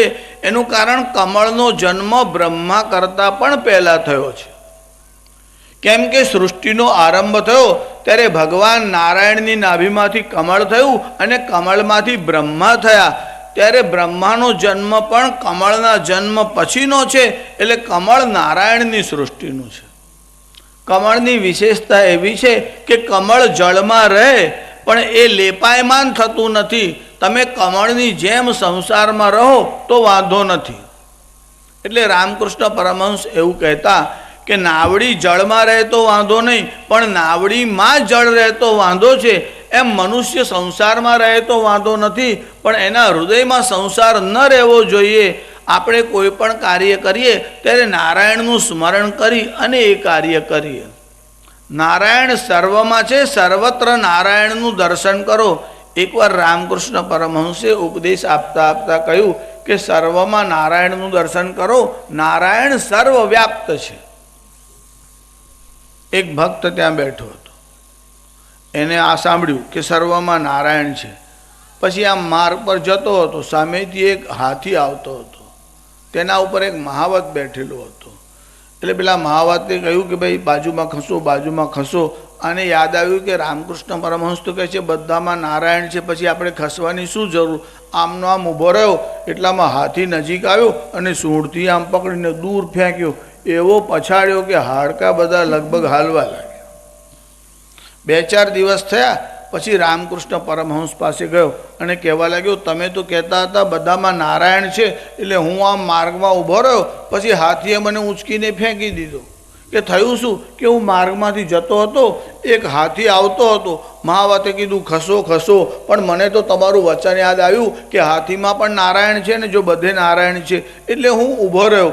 ત્યારે રામકૃષ્ણે કહ્યું બધામાં નારાયણ છે તો પેલા મહાવતમાં નારાયણ ન દેખાયો? જ્યારે નારાયણે કીધું ખસ ત્યારે ખસવું જોઈએ ને. નારાયણની આજ્ઞા ન માને તો કેવી દશા થાય? એટલે સર્વમાં નારાયણ છે તો હાથીમાં છે અને મહાવતમાં નથી એવું સમજો તો ન ચાલે. એટલે દૃષ્ટિમાં જો ભેદ દૃષ્ટિ રાખો તો એનું પરિણામ સારું નથી. સર્વમાં નારાયણ છે એવો જે ભાવ, એવો જે દર્શન કરો તેને કહેવાય સુદર્શન. જ્યારે આ હાથીએ કમળ લઈ અને ભગવાન નારાયણના ચરણમાં રાખ્યું ત્યારે ભગવાને શું કર્યું? સુદર્શન ચક્રથી પેલો જે ગ્રાહ હતો એનું મોઢું આમ ચીરી નાખ્યું અને એમાંથી ગજેન્દ્રનો મોક્ષ થયો. સુદર્શન એટલે સર્વમાં નારાયણના દર્શન. જેને બધામાં ભગવાનના દર્શન થાય એને સુદર્શન કહેવાય. અને બધામાં ભગવાનના દર્શન થાય એને કાળ મારી શકતો નથી. કાળના પર વિજય કોણ પ્રાપ્ત કરે છે? જેને સર્વત્ર પરમાત્મા દેખાય. ઘણા લોકો આવું સમજે છે કે ભગવાન તો 7મા આસમાનમાં રહે છે. એ સિદ્ધાંત આપણો નથી. આજકાલ આવો પ્રચાર કરવામાં આવે છે કે ઈશ્વર 7મા આસમાનમાં રહે છે. એમાં આબુ પર પેલી સંસ્થા લઈને બેઠા છે ને બ્રહ્માકુમારીવાળા, તે બધાને એવું સમજાવે છે કે શિવ અને શંકર જુદા છે. શિવ બાબા જે છે એ તો અંડાકાર છે, નિર્ગુણ નિરાકાર છે એવું નહીં, અંડાકાર છે અને 7મા આસમાનમાં રહે છે. પરમાત્મા 7મા આસમાનમાં રહે છે એવો સિદ્ધાંત ઈસાઈઓનો છે અને મુસલમાનોનો છે. આપણે ત્યાં ઉપનિષદોમાં ઘોષણા છે, ઈશાવાસ્યમ ઇદમ સર્વમ યત્કિંચ જગત્યામ જગત. યત્કિંચ, આ જગતમાં સ્થાવર જંગમ જળ ચેતન જેટલા પણ પદાર્થ છે એ બધા ઈશ્વરથી વ્યાપ્ત છે. ઈશ્વર સર્વવ્યાપ્ત છે. આ આપણો વૈદિક સિદ્ધાંત છે. જુઓ, કેટલાક લોકોને મૂર્તિમાં પરમાત્મા દેખાય છે, સર્વત્ર પરમાત્મા દેખાતો નથી. મૂર્તિમાં પરમાત્મા છે તે વાત સાચી છે, પણ મૂર્તિમાં જ પરમાત્મા છે એવું નહીં, પરમાત્મા સર્વત્ર છે. આપણે ત્યાં કેટલાક લોકો નિરાકારને માને છે પણ સગુણ સાકારને એટલે મૂર્તિમાં માનતા નથી. તેમાં આર્ય સમાજી લોકો મૂર્તિ પૂજાનો વિરોધ કરે છે. તે કહે છે કે આ જળ મૂર્તિમાં પરમાત્મા કેવી રીતે હોઈ શકે. એમને વેદ તો માન્ય છે, વેદો ખિલો ધર્મ મૂલમ એવું દયાનંદ સરસ્વતીએ સત્યાર્થ પ્રકાશમાં પ્રતિપાદન કર્યું, પણ મૂર્તિ પૂજાનું ખંડન કર્યું. જો પરમાત્મા સર્વવ્યાપ્ત હોય તો સર્વવ્યાપ્તનો અર્થ મૂર્તિ સિવાય બધે વ્યાપ્ત એવો થાય છે. જો સર્વવ્યાપ્ત હોય તો મૂર્તિમાં પણ હોય, પણ જે લોકો મૂર્તિમાં જ જોવે છે એ પણ અપૂર્ણ દૃષ્ટિ છે, અને મૂર્તિમાં નથી જોતા એ પણ અપૂર્ણ દૃષ્ટિ છે. પરમાત્મા સર્વત્ર છે એટલે મૂર્તિમાં પણ છે, મૂર્તિમાં જ છે એવો અર્થ નથી. યોગ વશિષ્ઠ મહારામાયણમાં એક સુંદર કથા આવે છે. એમાં સગુણ સાકાર અને નિર્ગુણ નિરાકાર બંનેનું પ્રતિપાદન કર્યું છે. કથા એવી છે કે એકવાર એક ખેડૂત હતો, તેની ગાય બીમાર થઈ ગઈ. ગાય બીમાર થઈ એટલે પશુ ચિકિત્સક જે પશુની ચિકિત્સા કરતો હતો તેની પાસે ગયો અને કીધું કે મારી આ ગાય બીમાર થઈ ગઈ છે. એટલે ચિકિત્સકે શું કર્યું, એને એક ચૂર્ણ આપ્યું અને કહ્યું કે 3 દિવસ સુધી આ ચૂર્ણ ગાયને ખવડાવો એટલે ગાય સારી થઈ જશે. કેવી રીતે ખવડાવવાનું, તો કહે છે આમાંથી 1 ચમચી લેવાનું અને 50 ગ્રામ માખણ લેવાનું. આ માખણ અને આ ચૂર્ણ ભેગા કરી અને 3 દિવસ સુધી ગાયને ખવડાવો, ગાય સારી થઈ જશે. પેલો ખેડૂત ઘેર આવ્યો, 3 દિવસ સુધી આ ચૂર્ણ ફકાયું, ચોથે દિવસે ગાય વધારે બીમાર થઈ ગઈ. એટલે પેલા વૈદ્ય પાસે ગયો, પશુ ચિકિત્સક પાસે, અને કીધું કે તમે કેવું ચૂર્ણ આપ્યું કે ગાય તો વધારે માદી થઈ ગઈ. ત્યારે પેલા ચિકિત્સકે કીધું એવું થાય નહીં, તમે શું કર્યું. ત્યારે આ ખેડૂત કહેવા લાગ્યો, મારા મનમાં એવો વિચાર આવ્યો કે ગાયનું દોહન કરો, દૂધ કાઢો, પછી એમાંથી દહીં જમાવો, પછી મંથન કરીને માખણ બહાર કાઢો. આટલી બધી માથાકોટ શું કામ કરવી. એટલે મેં દૂધ કાઢ્યું જ નહીં, માખણ અંદર જ રહ્યું, મેં ખાલી 3 દિવસ ચૂરણ ફકાઈ દીધું. ત્યારે પેલા ચિકિત્સકે કીધું કે દૂધમાં માખણ છુપાયેલું છે, પણ જ્યાં સુધી મંથન કરીને બહાર કાઢવામાં ન આવે ત્યાં સુધી આરોગ્યને આપતું નથી. ગવામ સર્પી શરીરસ્થમ ન કરો ત્યંગ પોષણમ. સર્પી શબ્દનો અર્થ થાય છે ઘી. ગવામ સર્પી શરીરસ્થમ, ગાયના દેહમાં ગાયના શરીરમાં ઘી વ્યાપ્ત છે, પણ એ ઘી ગાયને આરોગ્ય આપી શકતું નથી. જ્યાં સુધી એને બહાર કાઢી અને મંથન કરવામાં ન આવે ત્યાં સુધી લાભ થતો નથી. એમ નિર્ગુણ નિરાકાર પરમાત્મા સર્વત્ર છે, પણ જ્યાં સુધી ઉપાસના કરવામાં ન આવે અને સગુણોપાસના ન કરો ત્યાં સુધી નિર્ગુણ નિરાકાર તમને કોઈ લાભ આપી શકતો નથી. એટલે તુલસીદાસજીએ લખ્યું, સગુણહિ અગુણહિ નહીં કછું ભેદા. સગુણ અને નિર્ગુણ એ બંનેમાં તત્વતઃ ભેદ છે જ નહીં. નિર્ગુણ નિરાકાર પરમાત્મા જ જેમ પાણીનો આકાર હોતો નથી, પણ બહુ ઠંડી પડે તો એ પાણી જામીને બરફ થઈ જાય, પછી એ બરફને આકાર હોય છે. ત્યારે પાણી અને બરફ એક જ છે, પણ ઠંડી પડવાથી જ એનો આકાર આવે છે. એમ ભક્તની ભક્તિરૂપી ઠંડીથી જે પરમાત્મા થીજે અને ભક્તના પર અનુગ્રહ કરવાના માટે આકાર લઈને પ્રગટ થાય એને કહેવાય છે સગુણ સાકાર. એટલે ભક્ત ઉપર કૃપા કરવા માટે નિજ ઈચ્છા નિર્મિત તનુ માયા ગુણગોપાર ભગવાન અવતાર લઈને આવે છે. ગજેન્દ્રની રક્ષા કરવા માટે ભગવાન ગરુડ ઉપર વિરાજમાન થયા. ત્યાં આવ્યા, આ ગ્રાહ હતો તેને ચીરી નાખ્યો, ગજેન્દ્રનો પગ એમાંથી છૂટ્યો અને ગજેન્દ્રનો મોક્ષ થયો. બોલો કુર્મનારાયણ ભગવાન કી. જો ભગવાન કુર્મનું રૂપ લઈને આવ્યા, ભગવાન મત્સ્યનું રૂપ લઈને આવ્યા. એકવાર અકબરે બિરબલને બોલાવ્યો અને કીધું કે આ તમારા ભગવાન નવરા થઈ જાય છે, ઘડી ઘડી અવતાર લઈને આવી જાય છે, કોઈ વાર માછલી થઈને આવે, કોઈ વાર વરા થઈને આવે, કોઈ વાર કાચબો થઈને આવે. તમારા ભગવાનની પાસે નોકર ચાકર નથી, કોઈને મોકલતા નથી. ત્યારે બિરબલે કીધું, હજુર તમારો પ્રશ્ન સારો, પણ આ તો મારે કોઈ વિદ્વાનને પૂછવું પડે, મને એમાં ખબર ન પડે, એટલે મને 5-7 દિવસનો સમય આપો, હું કોઈ વિદ્વાનને પૂછી અને પછી તમારું સમાધાન કરીશ. 5-7 દિવસનો સમય માગ્યો. બિરબલે શું કર્યું? એક નૌકા વિહારનો કાર્યક્રમ બનાવ્યો. એટલે ગંગામાં નૌકા લઈને વિહાર કરવા માટે જવાનું. એટલે બાદશાહ અને એનો પરિવાર એ પણ જોડે આવ્યા. હવે રાજા હોય ને એ કોઈ દિવસ એકલા ન જાય. રસોઈયાને મસાલો અને રાજાને રસાલો જોઈએ જ. ભરપટ્ટી હોય તો જ એને ભાવે. એટલે પોતાનો રસાલો લઈ તંત્રી મંત્રી સિપાહી બધાને લઈ અને નૌકા વિહારનો કાર્યક્રમ બનાવ્યો. ત્યારે અકબરનો એક પુત્ર, એનું નામ હતું સલીમ, એનું જ બીજું નામ હતું જહાંગીર. એની ઉંમર તે વખતે 8 વર્ષની હતી. એટલે નૌકામાં બેસી અને વિહાર માટે જવા લાગ્યા. હજુ નાવડી સહેજ આગળ ગઈ હશે એટલામાં તો બિરબલે આમ સંકેત કર્યો. અંદર એક સિપાહી બેઠેલો હતો, તેને શું કર્યું? પેલા સલીમને આમ ધક્કો માર્યો એટલે ગંગા જળમાં પડ્યો. જેવો ગંગામાં પડ્યો એટલે અકબરે જોયું, તરત જ નદીમાં કૂદકો માર્યો, પુત્રને આમ પકડી અને નાવડીમાં નાખ્યો. અંદર આવીને કહ્યું પેલા સેવકોને, આને ધક્કો માર્યો છે, આને પકડીને બાંધી દો, સવારે પ્રાતઃકાળ થતાં જ એને સૂળી ઉપર ચડાવી દો. પેલાએ કીધું, હજુર એમાં મારો દોષ નથી, મને તો બિરબલે ધક્કો મારવાનું કહ્યું હતું. એટલે બાદશાહે બિરબલના તરફ જોઈને કહ્યું કે રાજ્ય ગાદી પચાવી લેવાની ઈચ્છાથી આ કામ કર્યું, તે શા માટે કહ્યું? ત્યારે બિરબલ કહે છે, હજુર એનું કારણ તો હું આપને કહીશ, પણ મારે આપને એક પ્રશ્ન પૂછવો છે. અહીંયા નાવડીમાં આટલા બધા સૈનિકો હતા, આટલા બધા સેવકો હતા, તમે કોઈને ન કીધું અને જાતે કેમ કૂદી પડ્યા? ત્યારે બાદશાહે કીધું, મારો પુત્ર છે તો એની રક્ષા તો મારે જ કરવી જોઈએ ને. બિરબલે કીધું, ભગવાનનું પણ એવું જ છે, તારા કરતાં વધારે સારા એની પાસે નોકર ચાકર છે, પણ જ્યારે પોતાના ભક્ત ઉપર આપત્તિ આવે ત્યારે જાતે જ કૂદી પડે છે, નોકરોને કહેતો નથી. એટલે ભગવાન સ્વયં અવતાર ધારણ કરીને આવે છે. પરિત્રાણાય સાધુનામ વિનાશાય ચ દુષ્કૃતામ.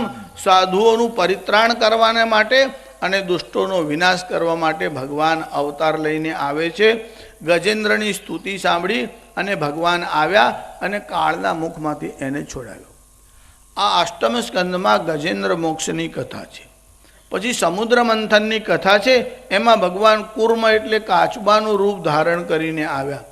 જેને દૈવાસુર સંગ્રામ કહે છે, દેવતા અને દૈત્યોનો જે સંઘર્ષ થયો એમાં ભગવાને દેવતાઓની રક્ષા કરી અને સમુદ્ર મંથન કર્યું અને એમાંથી અમૃત કાઢ્યું અને તે દેવતાઓને આપ્યું. હવે જ્યારે સમુદ્રનું મંથન થયું ત્યારે એક તરફ દેવતાઓ ઊભા રહ્યા, એક તરફ દૈત્યો ઊભા રહ્યા. જ્યારે મંદરાચલ પર્વતને લાવવામાં આવ્યો અને મંદરાચલ પર્વતનો રવૈયો બનાવ્યો અને વાસુકી નામનો નાગ છે એનું નેત્રું બનાવવામાં આવ્યું. તમે લોકો નેત્રું એટલે સમજો છો? હવે આજકાલ તો ગોળી અને મંથન જતું રહ્યું છે. લોકો પેલા મિક્સચરમાં જ 8-10 દિવસની મલાઈ ભેગી કરેલી હોય તેનું માખણ કાઢે એટલે એમને પેલી ગોળી જોઈ જ નથી. મંથન કરવા માટેની એક મોટી ગોળી રાખવામાં આવે, કાં તો માટલું રાખવામાં આવે. એને જેની ઉપર મૂકવામાં આવે એને કહેવાય શું થયું. એના ઉપર ગોળી મૂકવામાં આવે, એમાં દહીં ભરવામાં આવે, એમાં જે અંદર મંથન કરવા માટે મૂકવામાં આવે તેને રવૈયો કહેવાય, અને એના ઉપર જે દોરડીથી આમ આંટા મારવામાં આવે એને નેત્રું કહેવામાં આવે, અને પછી મંથન કરવામાં આવે. હવે આગળ આપણે કૃષ્ણ લીલાનો વિચાર કરવાના છે ત્યારે યશોદાજી જાતે દધી મંથન કરતા હતા એવું એમાં વર્ણન આવશે, ત્યારે તમને મંથનનો પ્રસંગ કહીશ. પણ અહીં સમુદ્ર મંથન કરવાનો વિચાર કર્યો એટલે વાસુકી નામના નાગનું નેત્રું બનાવ્યું અને મંદરાચલ પર્વતને લાવવામાં આવ્યો. પણ આ પર્વત અંદર ધસી જાય તો કુર્મનારાયણ એટલે કાચબાની પીઠ બહુ મજબૂત હોય છે. એટલે દેવતાઓએ ભગવાનને પ્રાર્થના કરી એટલે ભગવાન કુર્મનું રૂપ લઈને આવ્યા અને ભગવાનની પીઠ ઉપર મંદરાચલ પર્વતને રાખવામાં આવ્યો અને પછી સમુદ્રનું મંથન કરવામાં આવ્યું. ત્યારે ભગવાન કુર્મનું રૂપ લઈને આવ્યા. દેવતાઓએ પુષ્પવૃષ્ટિ કરી, ભગવાનનો જય જયકાર કર્યો. શ્રી કુર્મનારાયણ ભગવાન કી. રાક્ષસો સ્વભાવના બહુ વિચિત્ર હતા અને આડઈ કરવી એ એમનો પહેલો ગુણધર્મ. તમે જે કહો એ જ ના કરે, બાકી બધું કરવા માટે તૈયાર. એટલે ભગવાને દેવતાઓને બોલાવીને સમજાવી રાખે કે જો આ આડા છે, એમને કહેશો તો માનશે નહીં, એટલે એમને મનાવવા હોય તો તમારે ઉલટી વાત કરવી પડશે. એટલે આ મંથન કરવાનું છે તો તમે એક કામ કરજો, દેવતાઓને કહ્યું તમે મુખ તરફ ઊભા રહેજો અને દૈત્યોને પૂંછના ભાગમાં ઊભા રાખજો. એટલે દૈત્યોને પૂંછડી બાજુ ઊભા રાખ્યા, દેવતાઓ મુખ તરફ ઊભા રહ્યા. એટલે તરત જ આ દૈત્યો આડા થયા. કેમ? અમે પૂંછડી બાજુ ઊભા રહીએ? અમે કંઈ હલકા છીએ? અમે દેવતાઓ કરતાં ઉચ્ચ છે, અમે જ મુખ બાજુ ઊભા રહીશું. ભગવાને સંકેત કર્યો, સારું આ બાજુ આવતારો, એમાં જ હિત છે.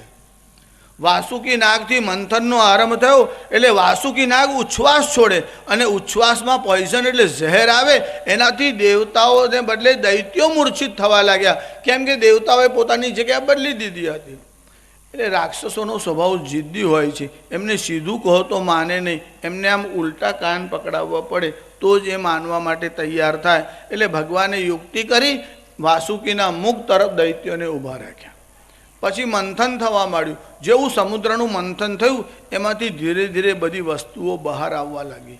કઈ કઈ વસ્તુઓ બહાર આવી તો કહે છે એમાંથી 14 રત્નો બહાર આવ્યા, એમાંથી લક્ષ્મીજી પણ બહાર આવ્યા. જ્યારે સમુદ્ર મંથન વખતે લક્ષ્મીજી બહાર આવ્યા ત્યારે એમને ભગવાન નારાયણના ગળામાં વરમાળા પહેરાવી અને નારાયણ અને લક્ષ્મીનો વિવાહ થયો. પણ સમુદ્રનું મંથન થયું ત્યારે સૌથી પહેલાં શું થયું? ભારે અનર્થ થયો. અનર્થ શું થયો? બધાના મનમાં ભય થયો. સમુદ્રનું મંથન થયું ત્યારે પહેલાં હલાહલ વિષ એટલે ભયંકર ઝેર નીકળ્યું. હવે એટલું બધું હલાહલ હતું. હવે હલાહલનો અર્થ તમને કેવી રીતે કહું? જેના કરતાં ભયંકર બીજું કોઈ વિષ ન હોય એને કહેવાય હલાહલ. એટલે વિજ્ઞાનની ભાષામાં કેવું હોય તો પોટેશિયમ સાયનાઇડ, એના કરતાં પણ જે ડેન્જરસ છે એને કહેવાય હલાહલ. આ હલાહલ વિષ જ્યારે સમુદ્રમાંથી આમ બહાર આવ્યું, દેવતાઓ ભયભીત થયા કે આ વિષ જો ફેલાશે તો સૃષ્ટિનો પ્રલય થશે. એટલે બધા દેવતાઓ ભેગા થયા અને ભગવાન શંકરની પાસે ગયા. ભગવાન શંકરની પાસે જઈ અને પ્રાર્થના કરી, દેવ દેવ મહાદેવ, હે મહાદેવ તમે તો દેવતાઓના પણ અધિપતિ છો, આ હલાહલ વિષ ઝેર નીકળ્યું છે, આપ પી જાઓ તો આ સૃષ્ટિની રક્ષા થશે. દેવતાઓ જ્યારે સ્તુતિ કરવા લાગ્યા ને ત્યારે ભગવાન શંકરે પૂછ્યું, બોલો શું કામ આવ્યા છો?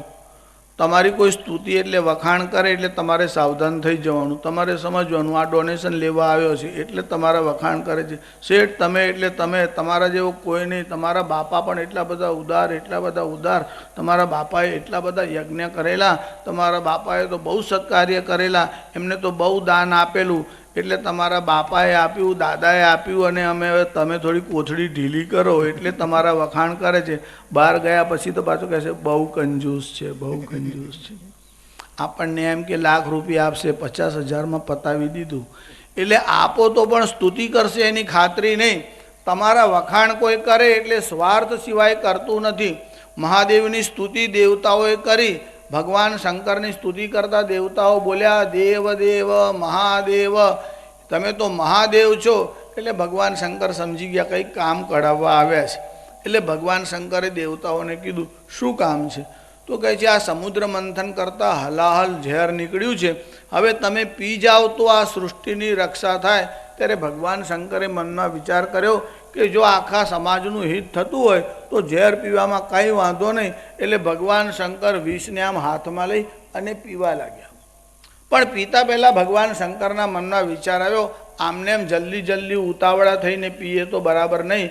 એટલે બાજુમાં પાર્વતીજી બેઠા હતા એટલે એમના તરફ જોઈ અને ભગવાન શંકરે પૂછ્યું, આ દેવતાઓ પ્રાર્થના કરે છે કે આ ઝેર પી જાઓ, તમે જો કહેતા હોય તો પી જાઉં. ત્યારે મા પાર્વતીએ કીધું ભલે પી જાઓ, કશો વાંધો નહીં. તમારે માકણ મારવાની દવા પીવી હોય તો ઘરવાળીને પૂછજો. જેમ ભગવાન શંકરે પાર્વતીને પૂછ્યું અને પાર્વતીએ કીધું તમે તો મહાદેવ છો, તમને શું થાય? એટલે આ માકણ મારવાની દવા પીવી ત્યારે તમારે કેવું, તમે તો સાક્ષાત મહાદેવના ભક્ત છો, તમને કાંઈ થવાનું નથી, પી જાઓ. જો પાર્વતીએ ભગવાન શંકરને કહ્યું પી જાઓ, એનું કારણ એવું હતું કે પાર્વતીને પોતાનામાં વિશ્વાસ છે કે દધૌ કંઠે હાલા હલમખિલ ભૂગોલ કૃપયા ભવત્યા સંગત્યા ફલમિતિ ચ કલ્યાણી કલયે ત્વદીયમ સૌંદર્યમ નિરતિશયમાલોક્ય પરયા ભિયૈવાસિદ ગંગા જલમય તનુશૈલ તનયે. જે પાર્વતીનું સવારમાં સ્ત્રીઓ સ્મરણ કરે તો એનું સૌભાગ્ય અખંડ રહે છે. પાર્વતીના સ્મરણનો આવો લાભ છે. બહેનો જ્યારે સવારમાં ઉઠો ત્યારે આ 5 લોકોનું સ્મરણ કરો. ઉમા ઉષા ચ વૈદેહી રમા ગંગેતિ પંચકમ પ્રાતરેવ સ્મરે નિત્યમ સૌભાગ્યમ વર્ધતે સદા. આ 5નું જે સવારમાં સ્મરણ કરે તેનું સૌભાગ્ય અખંડ રહે છે. હવે જેનું સ્મરણ કરવાથી સૌભાગ્ય અખંડ રહે છે એ પાર્વતીના સૌભાગ્યની તુલના કોની જોડે થાય? તવ જનની સૌભાગ્ય મહિમા. હે પાર્વતી, તારો સંગ જ એવો છે કે ભવત્યા સંગત્યા ફલમિતિ ચ કલ્યાણી કલયે. માં પાર્વતી, તારા સંગમાં જે બેસે એને કોઈ ભય રહેતો નથી, એને યમરાજ કે મૃત્યુ મારી શકતો નથી. તમે બાજુમાં બેઠા છો, પછી ભગવાન શંકરનો વાળ ક્યાં વાંકો થાય? પાર્વતીએ સંમતિ આપી કે સમગ્ર બ્રહ્માંડનું હિત કરવા માટે તમે હલાહલ વિષનું પાન કરો. અને ભગવાન શંકર એ ઝેરને આમ પીવા લાગ્યા. પણ ભગવાન આમ ઉતાવળા જલ્દી પીતા હતા.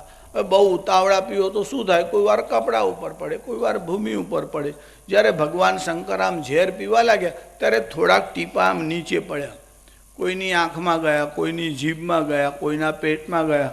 કોઈની આંખમાં ઝેર, કોઈની જીભમાં ઝેર, કોઈના પેટમાં ઝેર. એમાં પટેલ લોકો ખરા ને, એમની જીભમાં ટીપા પડેલા. એટલે બોલે તમારે બહુ કરારું, એમનું હૃદય સારું, પણ એમની વાણી તો ભારે કઠોર જ. ને એક ગામમાં તો બધા પટેલોની જ વસ્તી. અને ગામમાં રાજા નવો આવ્યો ત્યારે રાજાના મનમાં થયું કે લાવ જરા આપણે ગામની ખબર કાઢી આવી. એટલે મંત્રીને લઈ અને ગામમાં ગયો. હવે આ રાજા, એની જોડે મંત્રી ચાલે, એની જોડે સિપાહીઓ ચાલે. અને આ ગામમાં આમ પ્રવેશ કર્યો. ત્યાં છોકરાઓ બહાર ક્રિકેટ રમતા હતા. એમાં ગામનો જે મુખી ખરો ને, સરપંચ, એનો છોકરો જ એ ક્રિકેટ ટીમનો કપ્તાન, એ ત્યાં રમતો હતો. તે રાજા આમ ચાલતો હતો ને, એનું શરીર જરા આમ ભારે હતું અને પેટ આમ મોટું હતું. ત્યાં આમ રાજાના બની જોઈ અને આ છોકરો આમ હસ્યો. એટલે રાજાના મનમાં થયું કે આ કેમ હસે છે? એટલે પેલા મંત્રીને કહે છે, પેલા છોકરાને બોલાવો. એ કે જવા દો ને, કે છોકરાઓ રમે છે, આપણે શું કામ છે? ના બોલાવ કે છે એને. રાજાએ આગ્રહ કર્યો એટલે ના પડાય. એટલે છોકરાને આમ બોલાવ્યો. અને તું કેમ હસતો હતો? તો કે મારા મનમાં એવું થયું કે આ ભોટવા જેવો દેખાય છે, એટલે મોઢું સાંકડું અને પેટ મોટું. એમ કે રાજાની ફાંદ હાલે છે. રાજાના મનમાં થયું કે આ છોકરો આવું બોલે છે, એને બોલવાનો વિવેક જ નથી. એટલે કીધું કે આના બાપને કહો તો છોકરાને કંઈ સંસ્કાર આપે. એટલે કીધું તારા બાપા ઘેર છે? તો હા છે ને. કહે છે કે મારે જરા મળવું છે. એટલે મંત્રીએ ના પાડી, ના જશો, આ તો પટેલનો છોકરો છે, એનો બાપ એના કરતાં એક સ્ટેપ આગળ વધે એવો છે. ના કહે પણ મારે મળવું જ છે. કહે છે. રાજાએ હટ કરી લઈ ગયા છોકરાના બાપ પાસે કે આ તમારો છોકરો જુઓ કે બોલવાનો વિવેક છે. કે રાજાને જોયો ત્યારે એમ કહે છે કે જો એની ફાંદ હાલે છે, કે જે ભોટવા જેવો છે. એટલે એનો બાપો આમ ગુસ્સે થયો. પેલા છોકરાને કહે છે તને કંઈ બોલવાનું ભાન છે કે નહીં? અરે તારે હું રાજાની ફોજમાં દેવતા મેળવો છે? કે છે છો ને.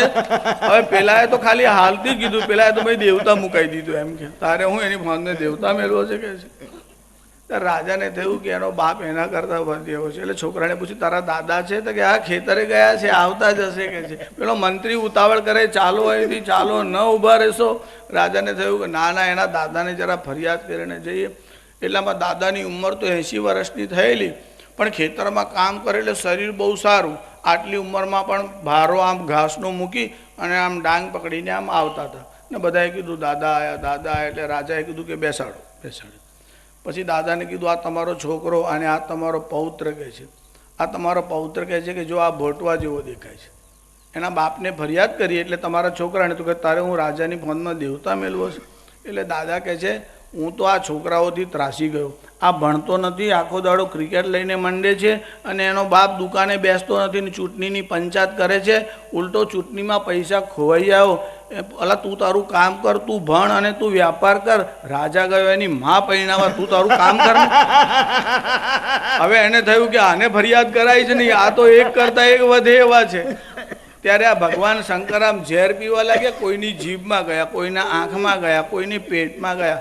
પણ વાણીમાં ઝેર હોય એવું રાખશો નહીં. કદાચ વાણીમાં રહે તો ચાલે, પણ આંખમાં ને પેટમાં તો ન જ રાખશો.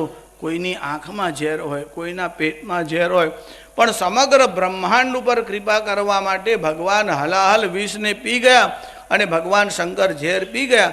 પછી તો સમુદ્રનું મંથન થયું, એમાંથી એક એક અદ્ભુત રત્નો બહાર આવ્યા. કઈ કઈ વસ્તુઓ બહાર આવી? તો કહે છે લક્ષ્મીજી તો બહાર આવ્યા. લક્ષ્મીજીનો વિવાહ નારાયણ સાથે થયો.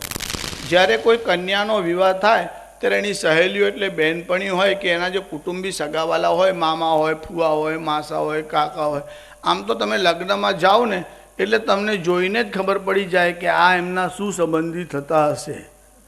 કામકાજ કર્યા વગર બહુ રૂબાબથી ફરે એટલે સમજી લેવાનું કે નણંદબા હોવા જોઈએ. બધે એવું નહીં હોય. હા, વડોદરામાં નહીં હોય. આ તો મારે કોઈકનું દૃષ્ટાંત તો નામ તો લેવું જ પડે ને એમ. અને બધા ઘરેણા બેંકમાંથી બહાર કાઢી લાવે. ભાઈને ઘેર લગ્ન છે, ભાઈને ઘેર લગ્ન છે. 1 મહિના પહેલાં ભાભી કરતા એને જુસ્સો વધાર્યા અને બધા ઘરેણા કાઢી લાવે, નખથી શિવ સુધીના બધા જ. અને આમ તો જ એના મનમાં હર્ષ આવે. ભાઈને ત્યાં પ્રસંગ હોય અને હર્ષ આવે એ પ્રેમનું લક્ષણ છે.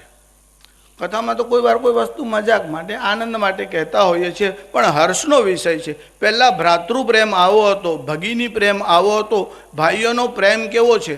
જ્યારથી લોકો રામાયણ વાંચવાનું ભૂલી ગયા ને ત્યારથી બંધુત્વનો પ્રેમ ખલાસ થયો છે.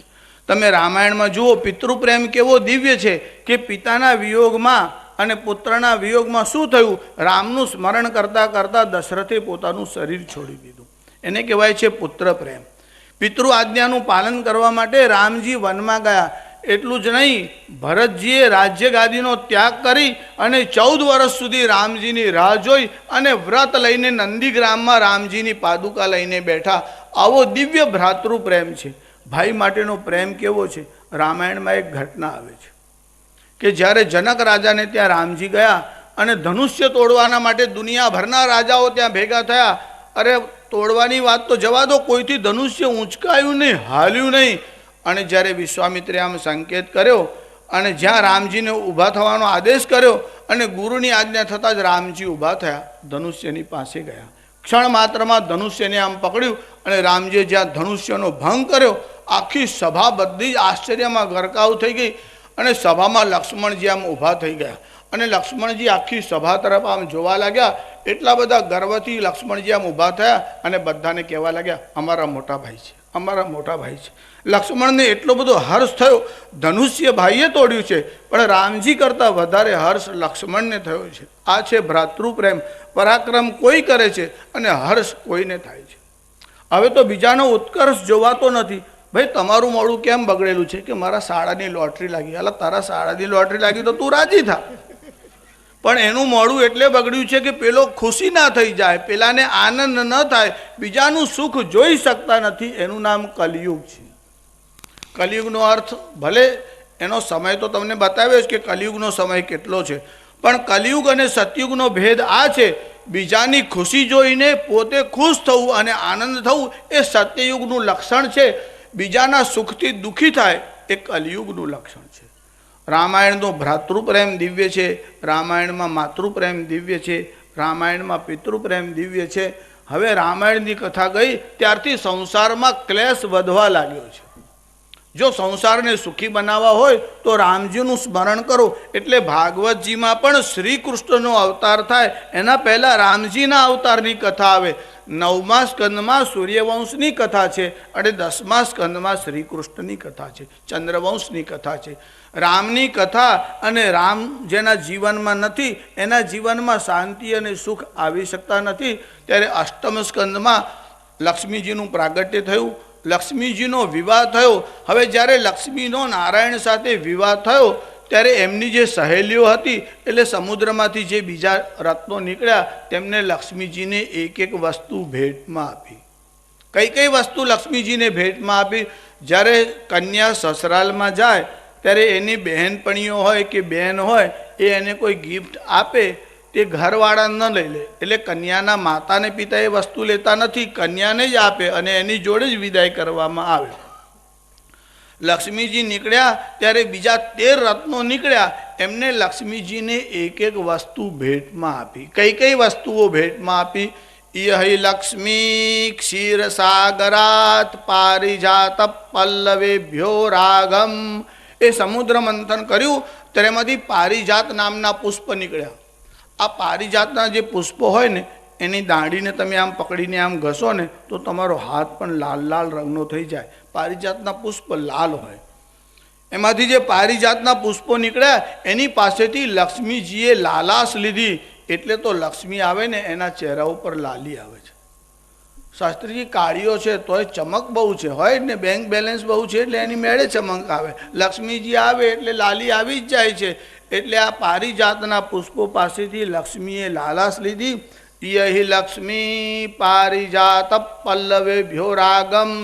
ઇન્દુ એટલે ચંદ્ર, એમાંથી ચંદ્ર નીકળ્યો. એની પાસેથી લક્ષ્મીજીએ વક્રતા લીધી.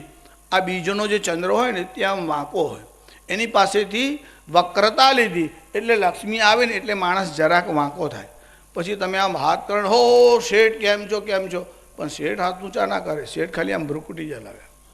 એને ખબર છે આજે જય શ્રી કૃષ્ણ કહે છે, કાલે ઘેર આવીને કહેશે લાખ રૂપિયા આપો ને તારે કારણ વગર ઉપાધિ દૂર રહેતો જ સારું. એટલે સાવધાન થઈ જાય કે આને કંઈ મારાથી પ્રેમ આવ્યો નથી, રૂપિયા જોવે છે એટલે જય શ્રી કૃષ્ણ કરે છે. આપ્યા પછી મોઢું દેખાડવા નહીં આવે, પછી તો મારે જ ફોન કરવાનો, એને ફુરસદ નહીં. એ તો ફોન ઉપાડે પણ નહીં. ને એક જણો રૂપિયા લઈને ગયો, પછી શેઠનો આમ ફોન આવ્યો. એટલે આમ ફોન ઉપાડ્યો, હેલો હેલો.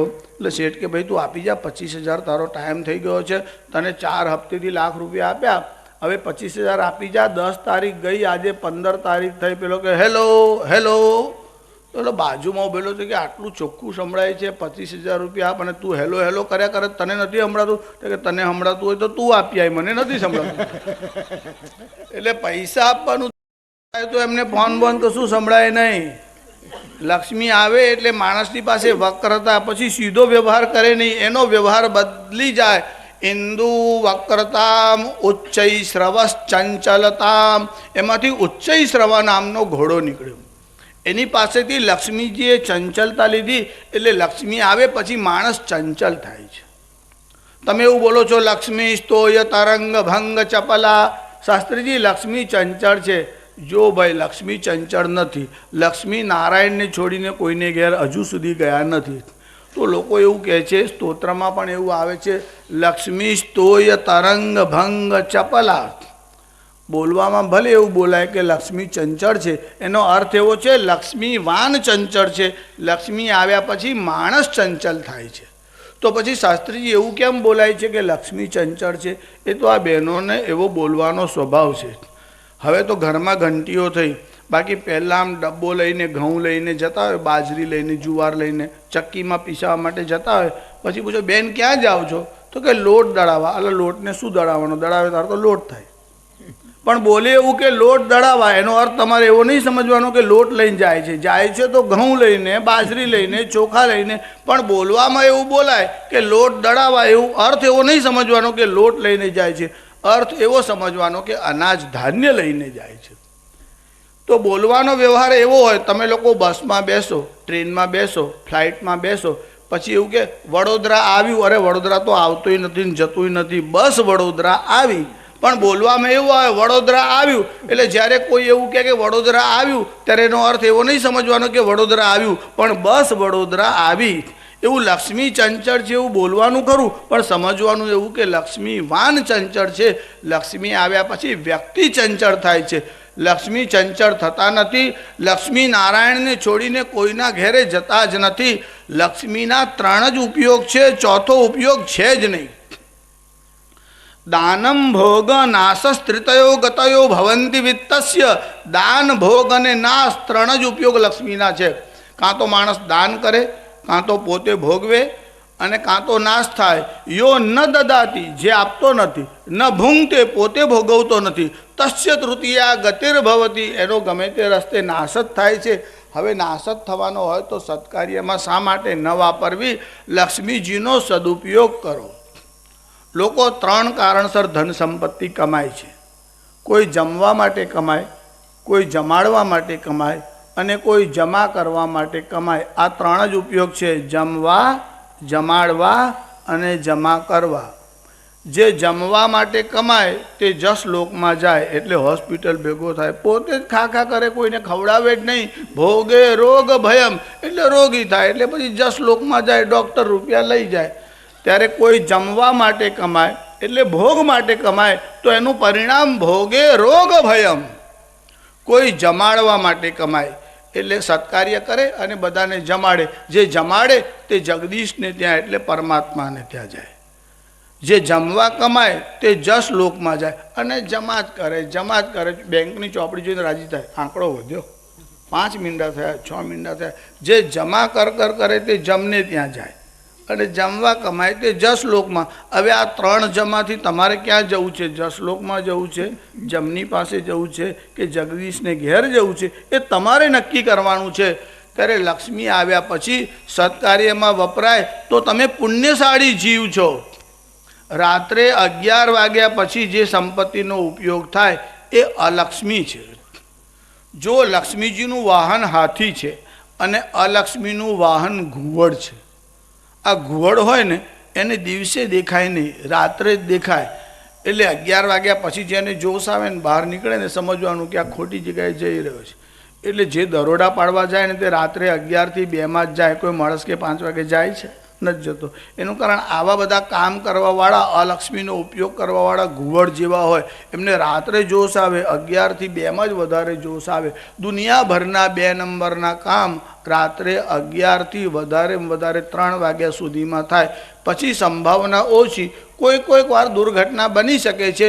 પણ અલક્ષ્મીનું વાહન ઘુવડ છે અને લક્ષ્મીજીનું વાહન હાથી છે. હાથીનો સ્વભાવ કેવો છે? હાથી સ્નાન કરવા માટે જાય, નદીમાં ઉતરે, પછી સૂંઢમાં આમ પાણી લે, ચારે બાજુ આમ ઉડાડે. એટલે પહેલાં ઉડાડે અને પછી પોતે સ્નાન કરે. હાથી જમવાનો હોય તો સૂંઢમાં પહેલાં અનાજના કણ લે, પછી ચારે બાજુ ઉડાડે. એટલે નાના જીવજંતુ, કીડી મકોડા હોય એને આહાર મળી રહે અને પછી પોતે ખાય. એટલે બીજાને જમાડી અને જમે એવો ઉદાર સ્વભાવવાળો હોય તેને ત્યાં લક્ષ્મીજી આવ્યા કહેવાય. બાકી તો અલક્ષ્મી જ વધારે ભાગે હોય છે. જો લક્ષ્મી તો કોઈ જીવના ઘેરે જતા જ નથી. લક્ષ્મીની કૃપાથી ધન મળે છે, પણ ધન એટલે લક્ષ્મી નહીં. તમારી ઘેર સોના ચાંદી બહુ છે એટલે લક્ષ્મીજી છે એવું ન સમજો. લક્ષ્મીજી તો મહાનારાયણને ત્યાં છે. લક્ષ્મીજીના શરીર પરનો પવન જેના ઘરમાં જાય ને તે કરોડપતિ થઈ જાય. બાજુવાળો અત્તર લગાવીને આવ્યો હોય તો તમને સુગંધી આવે. એમ લક્ષ્મીજી ખાલી છરકે ને તો પણ તમારા ઘરમાં બહુ ધન આવે. જેમ વૃક્ષ હોય એનાથી છાયા મળે, પણ વૃક્ષ એટલે છાયા નહીં, વૃક્ષને લીધે છાયા મળે છે. એમ લક્ષ્મીને લીધે દ્રવ્ય મળે છે, પણ દ્રવ્ય એટલે લક્ષ્મી નહીં. લોકો જો દ્રવ્યને લક્ષ્મી સમજે એટલે ડોલર છે, પાઉન્ડ છે, રૂપિયા છે. આને જો તમે લક્ષ્મી કહો તો એનો અર્થ એવો થાય કે તમે લક્ષ્મીને ગજવામાં લઈને ફરો છો. અરે લક્ષ્મી તમારા ગજવામાં રહે? લક્ષ્મી તો નારાયણને ત્યાં રહે છે. અને પછી લક્ષ્મીજી ક્યાં આવ્યા તો કહે છે વ્રજમાં આવ્યા. ક્યારથી વ્રજમાં આવ્યા? જ્યારથી ભગવાન વ્રજમાં આવ્યા. જયતિ તેધિકમ જન્મના વ્રજ શ્રયત ઇન્દિરા સસ્વદત્રહિ દૈત દૃશ્યતામ. આ દૈત દૃશ્યતામ ગોપી ગીતમાં આવશે ત્યારે તમને થોડું વિસ્તારથી કહીશ. પણ શ્રયત ઇન્દિરા સસ્વદત્રહિ. ઇન્દિરા શબ્દનો અર્થ થાય છે લક્ષ્મી. લક્ષ્મીના સંસ્કૃતમાં ઘણા બધા નામ છે. જેમ તમે ડિક્શનરી રાખો છો ને એમાં બધા શબ્દના અર્થ મળે. એમ સંસ્કૃતની જે ડિક્શનરી છે ને તે કાવ્યમાં છે. તમને અંગ્રેજીની, ઉર્દુની, બીજી ભાષાઓની ડિક્શનરી જે છે ને એ ગદ્યમાં છે, યાદ ન રહે. પણ સંસ્કૃતની ડિક્શનરી પદ્યમાં છે એટલે યાદ રહે. જેમ કે લક્ષ્મીના નામ તમારે સિનોનિમસ વર્ડ્સ યાદ રાખવા હોય તો ઇન્દિરા, લોકમાતા, મા, ક્ષીરોદ, તનયા, રમા, આ બધા લક્ષ્મીના નામો છે. જેમ કે પાર્વતી તો અપર્ણા, પાર્વતી, દુર્ગા, મૃડાની, ચંડિકાંબિકા, આવા તો બધા 1000 નામ છે. હું તો તમને ખાલી સેમ્પલ કહું છું. ચંદ્રના નામ તો આ બધા પદ્યમાં છે એટલે જલ્દીથી તમને આ બધા શબ્દ યાદ રહે. સંસ્કૃત ભાષાની આ વિશેષતા છે કે એમાં જે સાહિત્ય લખવામાં આવ્યું છે તે પદ્યમાં છે અને એને કારણે તમને યાદ રહે. પણ શાસ્ત્રીજી તો પણ યાદ ના રહે તો પછી સરસ્વતીની કૃપા, બીજું શું? તમે બધા બહુ પુણ્યશાળી જીવ છો. એકવાર નહીં, ઘણા લોકો તો 10-10 વાર સાંભળે તો પણ યાદ ના રહે. અને આ રાજા ભોજના દરબારમાં જે પંડિતો હતા તે કેવા હતા? એક પાઠી, એટલે એક જ વાર સાંભળે તો એને શ્લોક યાદ રહી જાય. બીજો હતો દ્વિપાઠી, એને 2 વાર સાંભળે તો યાદ રહે. ત્રીજો હતો ત્રિપાઠી, એટલે 3 વાર પાઠ ભણે તો એને યાદ થઈ જાય. અને રાજા ભોજે એવું ડિક્લેર કર્યું હતું કે જો કોઈ શ્લોક નવો બનાવીને મારા દરબારમાં લાવશે એ પંડિતનો હું સત્કાર કરીશ અને એને 1.25 લાખ સ્વર્ણ મુદ્રાઓ ઇનામમાં આપીશ. ત્યારે એક પંડિતે એક શ્લોકની રચના કરી અને દરબારમાં ગયો. ત્યારે એવું બન્યું હતું કે કાલિદાસ યાત્રામાં ગયા હતા અને સભામાં બીજા 9 પંડિતો હતા. એટલે પેલો પંડિત બહારથી આવ્યો, તેને કહ્યું કે મેં એક શ્લોકની રચના કરી છે. ત્યારે ભોજરાજાએ કહ્યું કે અમારા દરબારના પંડિતો કહે કે આ શ્લોક નવો છે તો હું તમને ઇનામ આપીશ, પણ તમે કોઈની રચના હોય ને તમારા નામે ચડાવી દો કે આ મેં લખ્યો છે તો નહીં મળે. એટલે અમારા પંડિતો સમર્થન આપશે તો તમને ઇનામ આપીશ. એટલે પંડિતે કીધું સારું. પંડિત તો પ્રામાણિક હતો, પોતે જ રચના કરીને ગયો હતો. રાજાએ કીધું કે સંભળાવો. હવે આ પંડિત ઊભા થયા અને પોતે જે રચના કરીને આવ્યા હતા તે શ્લોક બોલ્યા. શ્લોક બહુ સુંદર હતો, પણ પેલો એક પાઠી જે પંડિત હતો ને તેને કીધું આ તો મને આવડે છે. રાજાએ કીધું બોલજો. હવે એને એક જ વાર સાંભળીને યાદ થઈ ગયું. એટલે પેલો પંડિત બોલવા લાગ્યો. એટલે રાજાને થયું શ્લોક તો જૂનો લાગે છે, આ તો મારા પંડિતને આવડે છે. હવે પેલો આગંતુક એટલે નવો પંડિત બોલ્યો અને એક પાઠી બોલ્યો, એટલે 2 વાર થયો. એટલે દ્વિપાઠી કહે છે આ તો મને આવડે છે, બોલ. એટલે પેલો દ્વિપાઠી બોલી ગયો. એટલે પેલો ત્રિપાઠી કહેવા લાગ્યો આ તો મને આવડે છે. એમ કરતા તો 9 પંડિતો બોલી ગયા. રાજાએ કીધું કે ભાઈ આ શ્લોક તો તમારો લાગતો નથી, અમારા બધા પંડિતોને આવડે છે. તમે જમીને ઘેર જાઓ, તમને સુવર્ણ મુદ્રાઓ મળશે ને. હવે આ બ્રાહ્મણના ઘેરે તો કન્યાનો વિવાહ હતો. એને એમ કે રાજા આપણને 1.25 લાખ સ્વર્ણ મુદ્રા આપે તો કન્યાનો વિવાહ થશે. પંડિતો શ્લોક બોલી ગયા, બિચારો નિરાશ થઈ અને આમ બહાર પાછો આવતો. એટલામાં કાલિદાસ યાત્રાથી પાછા આવેલા. પેલા બ્રાહ્મણને જોયું, નિરાશ જોઈને કાલિદાસે પૂછ્યું બ્રાહ્મણ દેવતા કેમ નિરાશ દેખાવ છો? અરે કે છે હું રાજસભામાં ગયો હતો, રાજાને નવો શ્લોક સંભળાયો, તમારા બધા પંડિતો બોલી ગયા, મારો તો શ્રમ વ્યર્થ ગયો, હું તો આમને એમ પાછો આવ્યો. કાલિદાસે કીધું કંઈ વાંધો નહીં, હું એક શ્લોક લખીને આપું છું, ફરી જા અને આ શ્લોક રાજાને સંભળાવો. અને કાલિદાસે એક શ્લોકની રચના કરી અને પેલા પંડિતને આપ્યો. પેલો પંડિત શ્લોક લઈને દરબારમાં આવ્યો. રાજાને કહે છે મેં એક શ્લોક બનાવ્યો છે, તમને સંભળાવવા આવ્યો છું. રાજાએ કીધું હમણાં તો સંભળાવીને ગયો, અમારા પંડિતોને આવડે છે, ફરી એવું ન થાય કે ના તમે સાંભળો તો ખરા. રાજાએ કીધું ભલે. પંડિત ઊભા થયા, શ્લોક બોલવા લાગ્યા. સ્વસ્તિ શ્રી ભોજરાજન ત્રિભુવન વિદિતો ધાર્મિકો સત્યવક્તા પિત્રા તે સંગ્રોહિતા 99 રત્નકોટ્યો મદીયા તાસ્ત્વમ દેહિ તે રાજન સકલ બુદ્ધ જનૈ જ્ઞાયતે સત્યમેતદ નોચેદ જાનંતિ યત તદ મમ કૃતિમ અથવા દેહિ લક્ષન તતો મે. શ્લોકમાં એવું લખેલું હતું. પંડિત બોલવા લાગ્યો સ્વસ્તિ શ્રી ભોજરાજન, હે ભોજરાજા તમારું કલ્યાણ થાવ. સ્વસ્તિ શ્રી ભોજરાજન ત્રિભુવન વિદિતો, આ 3 ભુવનમાં તમારી કીર્તિ પ્રસિદ્ધ છે. એ બધા જ જાણે છે કે ત્રિભુવન વિદિતો ધાર્મિકો સત્યવક્તા, તમે ધાર્મિક છો અને સત્યવક્તા પણ છો. પિત્રા તે સંગૃહિતા 99 રત્નકોટ્યો મદીયા, તમારા પિતાએ મારા પિતા પાસેથી 9999 રત્નો લીધા છે. તાસ્ત્વમ દેહિ તે રાજન, હે રાજા એ મને પાછા આપ.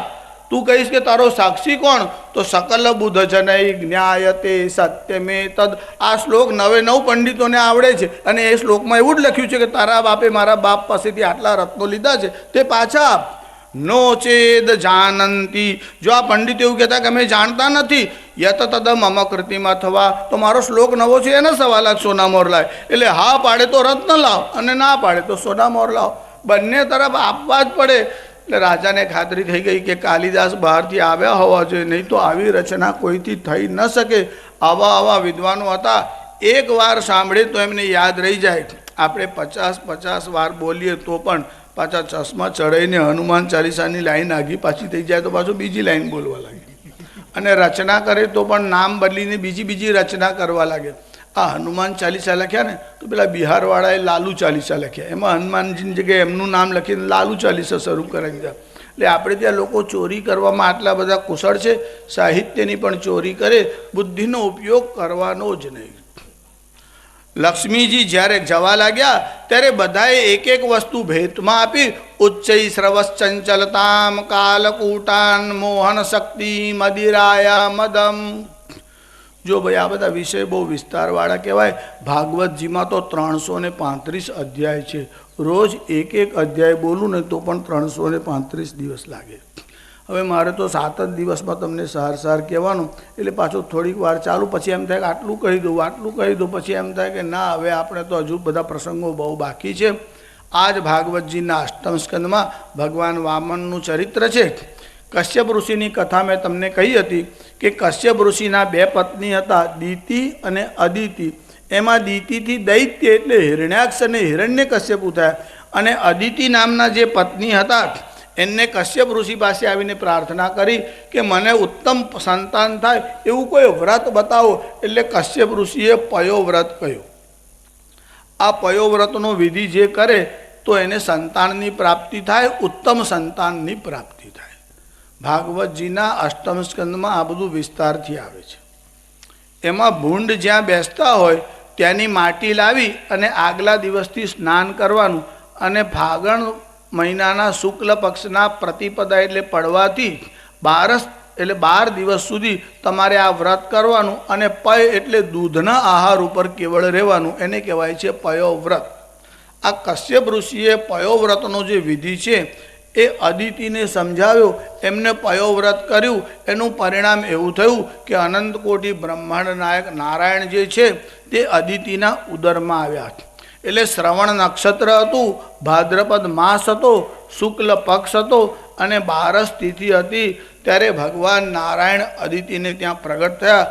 જો વામન ભગવાનનું પ્રાગટ્ય થયું ત્યારે નર્મદા નદીના કિનારા ઉપર, આપણું કેવું સદભાગ્ય છે, આપણે નર્મદાના કિનારા ઉપર બેઠા છીએ. નર્મદાનો કિનારો એ વૈરાગ્યનો કિનારો છે, ગંગાનો કિનારો એ જ્ઞાનનો કિનારો છે, અને યમુનાજીનો કિનારો એ ભક્તિનો કિનારો છે. યમુનાના કિનારે રહો તો ભક્તિનો ઓઘ એટલે ભરતી આવે છે. ગંગાના કિનારે જ્ઞાનનો મહિમા છે, અને નર્મદાનો જે કિનારો છે તે વૈરાગ્યનો કિનારો છે. જુઓ કેવા કેવા ઋષિઓ નર્મદાના કિનારા ઉપર આવ્યા છે. વસિષ્ઠ શ્રેષ્ઠ पिप्पलादिकर्दमादि शर्मदे त्वदीय पाद पंकजं नमामि देवी त्वदीय पाद पंकजं नमामि देवी नर्मदे. जो वशिष्ठ जेवा महापुरुष पण अहींया आव्या छे, भगवान शंकराचार्य अहींया आव्या, एमना गुरु गोविंद मुनि ए तो छेक उज्जैन में ज्यांथी नर्मदाजी आवे छे ત્યાં એમનું સ્થાન હતું, અને ગોવિંદ મુનિની ગુફા આજે પણ ત્યાં છે. આ બધો ઇતિહાસ કહેવા બેસીએ તો ક્યાં પાર આવે. પણ નર્મદાના કિનારા ઉપર ભરૂચ, જેનું મૂળ નામ છે ભૃગુ કચ્છ, એ ભૃગુ ઋષિના નામ ઉપરથી એનું નામ થયું ભૃગુ કચ્છ. પછી ધીરે ધીરે સમય ગયો એટલે ભૃગુ કચ્છ એમાંથી અપભ્રંશ થયું અને ભરૂચ નામ થયું. અને અંગ્રેજોનું શાસન આવ્યું એટલે ભરૂચને બદલે પાછા બ્રોચ એવું બોલવા લાગ્યા. આમ પણ અંગ્રેજ લોકોના જે પ્રોનાઉન્સિએશન છે ને એ બહુ વિચિત્ર છે. ધીરે ધીરે એને કારણે વિકૃતિ આવતી ગઈ. બાકી તો ઘણા બધા સંસ્કૃત શબ્દ અંગ્રેજીમાં જેમના તેમ લેવામાં આવ્યા. જેમ સંસ્કૃતમાં દંત શબ્દ છે, એનો સ્પેલિંગ શું થાય? સ્પેલિંગ તો સાચો જ છે, પ્રોનાઉન્સિએશનમાં ભૂલ છે. અંગ્રેજો એનું પ્રોનાઉન્સિએશન કરે છે ડેન્ટલ સર્જન, એટલે દાંતનો જે ચિકિત્સક હોય ને કહે છે ડેન્ટલ. હવે ડેન્ટલ બોલે છે એનું કારણ અંગ્રેજો દ બોલી શકતા નથી, એટલે દાદા બોલવું હોય તો સ્પેલિંગમાં લખાય DA અને ઉચ્ચારણ થાય ડા. હવે દાદા તો બોલી જ ન શકે, કેમ કે એમની ભાષામાં દકાર છે જ નહીં. અંગ્રેજીમાં દકાર નથી અને તકાર નથી, એટલે તત્વમસી એવું તમારે બોલવું હોય તો સ્પેલિંગમાં તો ટી જ લખવું પડે, એટલે એ બોલશે તત્વમસી. ત્યારે ત બોલી શકતા નથી અને ટ બોલે છે, દનું ઉચ્ચારણ કરતા નથી, ડ બોલે છે.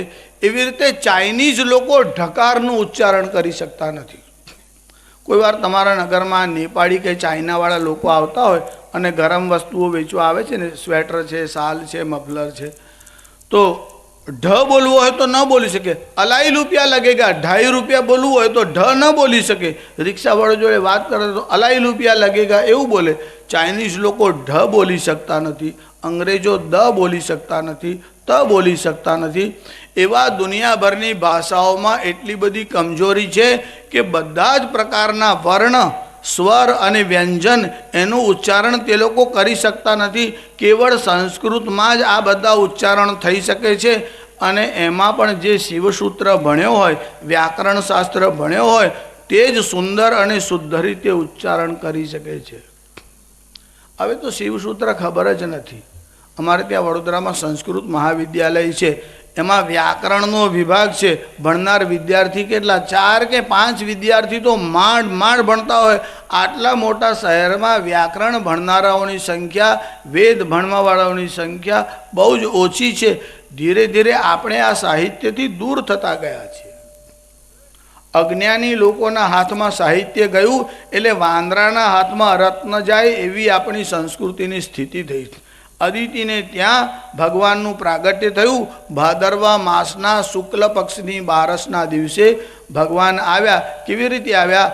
જ્યાં નર્મદાના કિનારે યજ્ઞ ચાલતો હતો, બલિરાજાના યજ્ઞમાં ભગવાન વામન ગયા. પગમાં પાવડી, હાથમાં લાકડી, માથા ઉપર છત્ર છે, કૌપિન ધારણ કરેલું છે, એક હાથમાં કમંડળ છે. અને વામન ભગવાન બલિરાજાના યજ્ઞમાં ગયા. બલિરાજાએ જોયું કે વામન ભગવાન આવ્યા છે.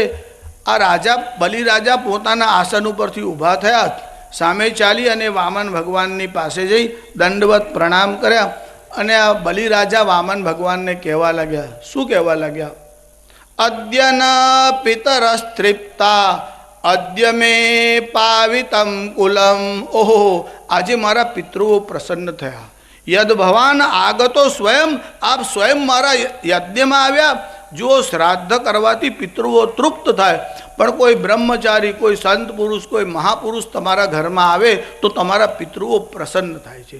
અદ્ય ન પિતરસ્તૃપ્તા અદ્ય મે પાવિતમ કુલમ.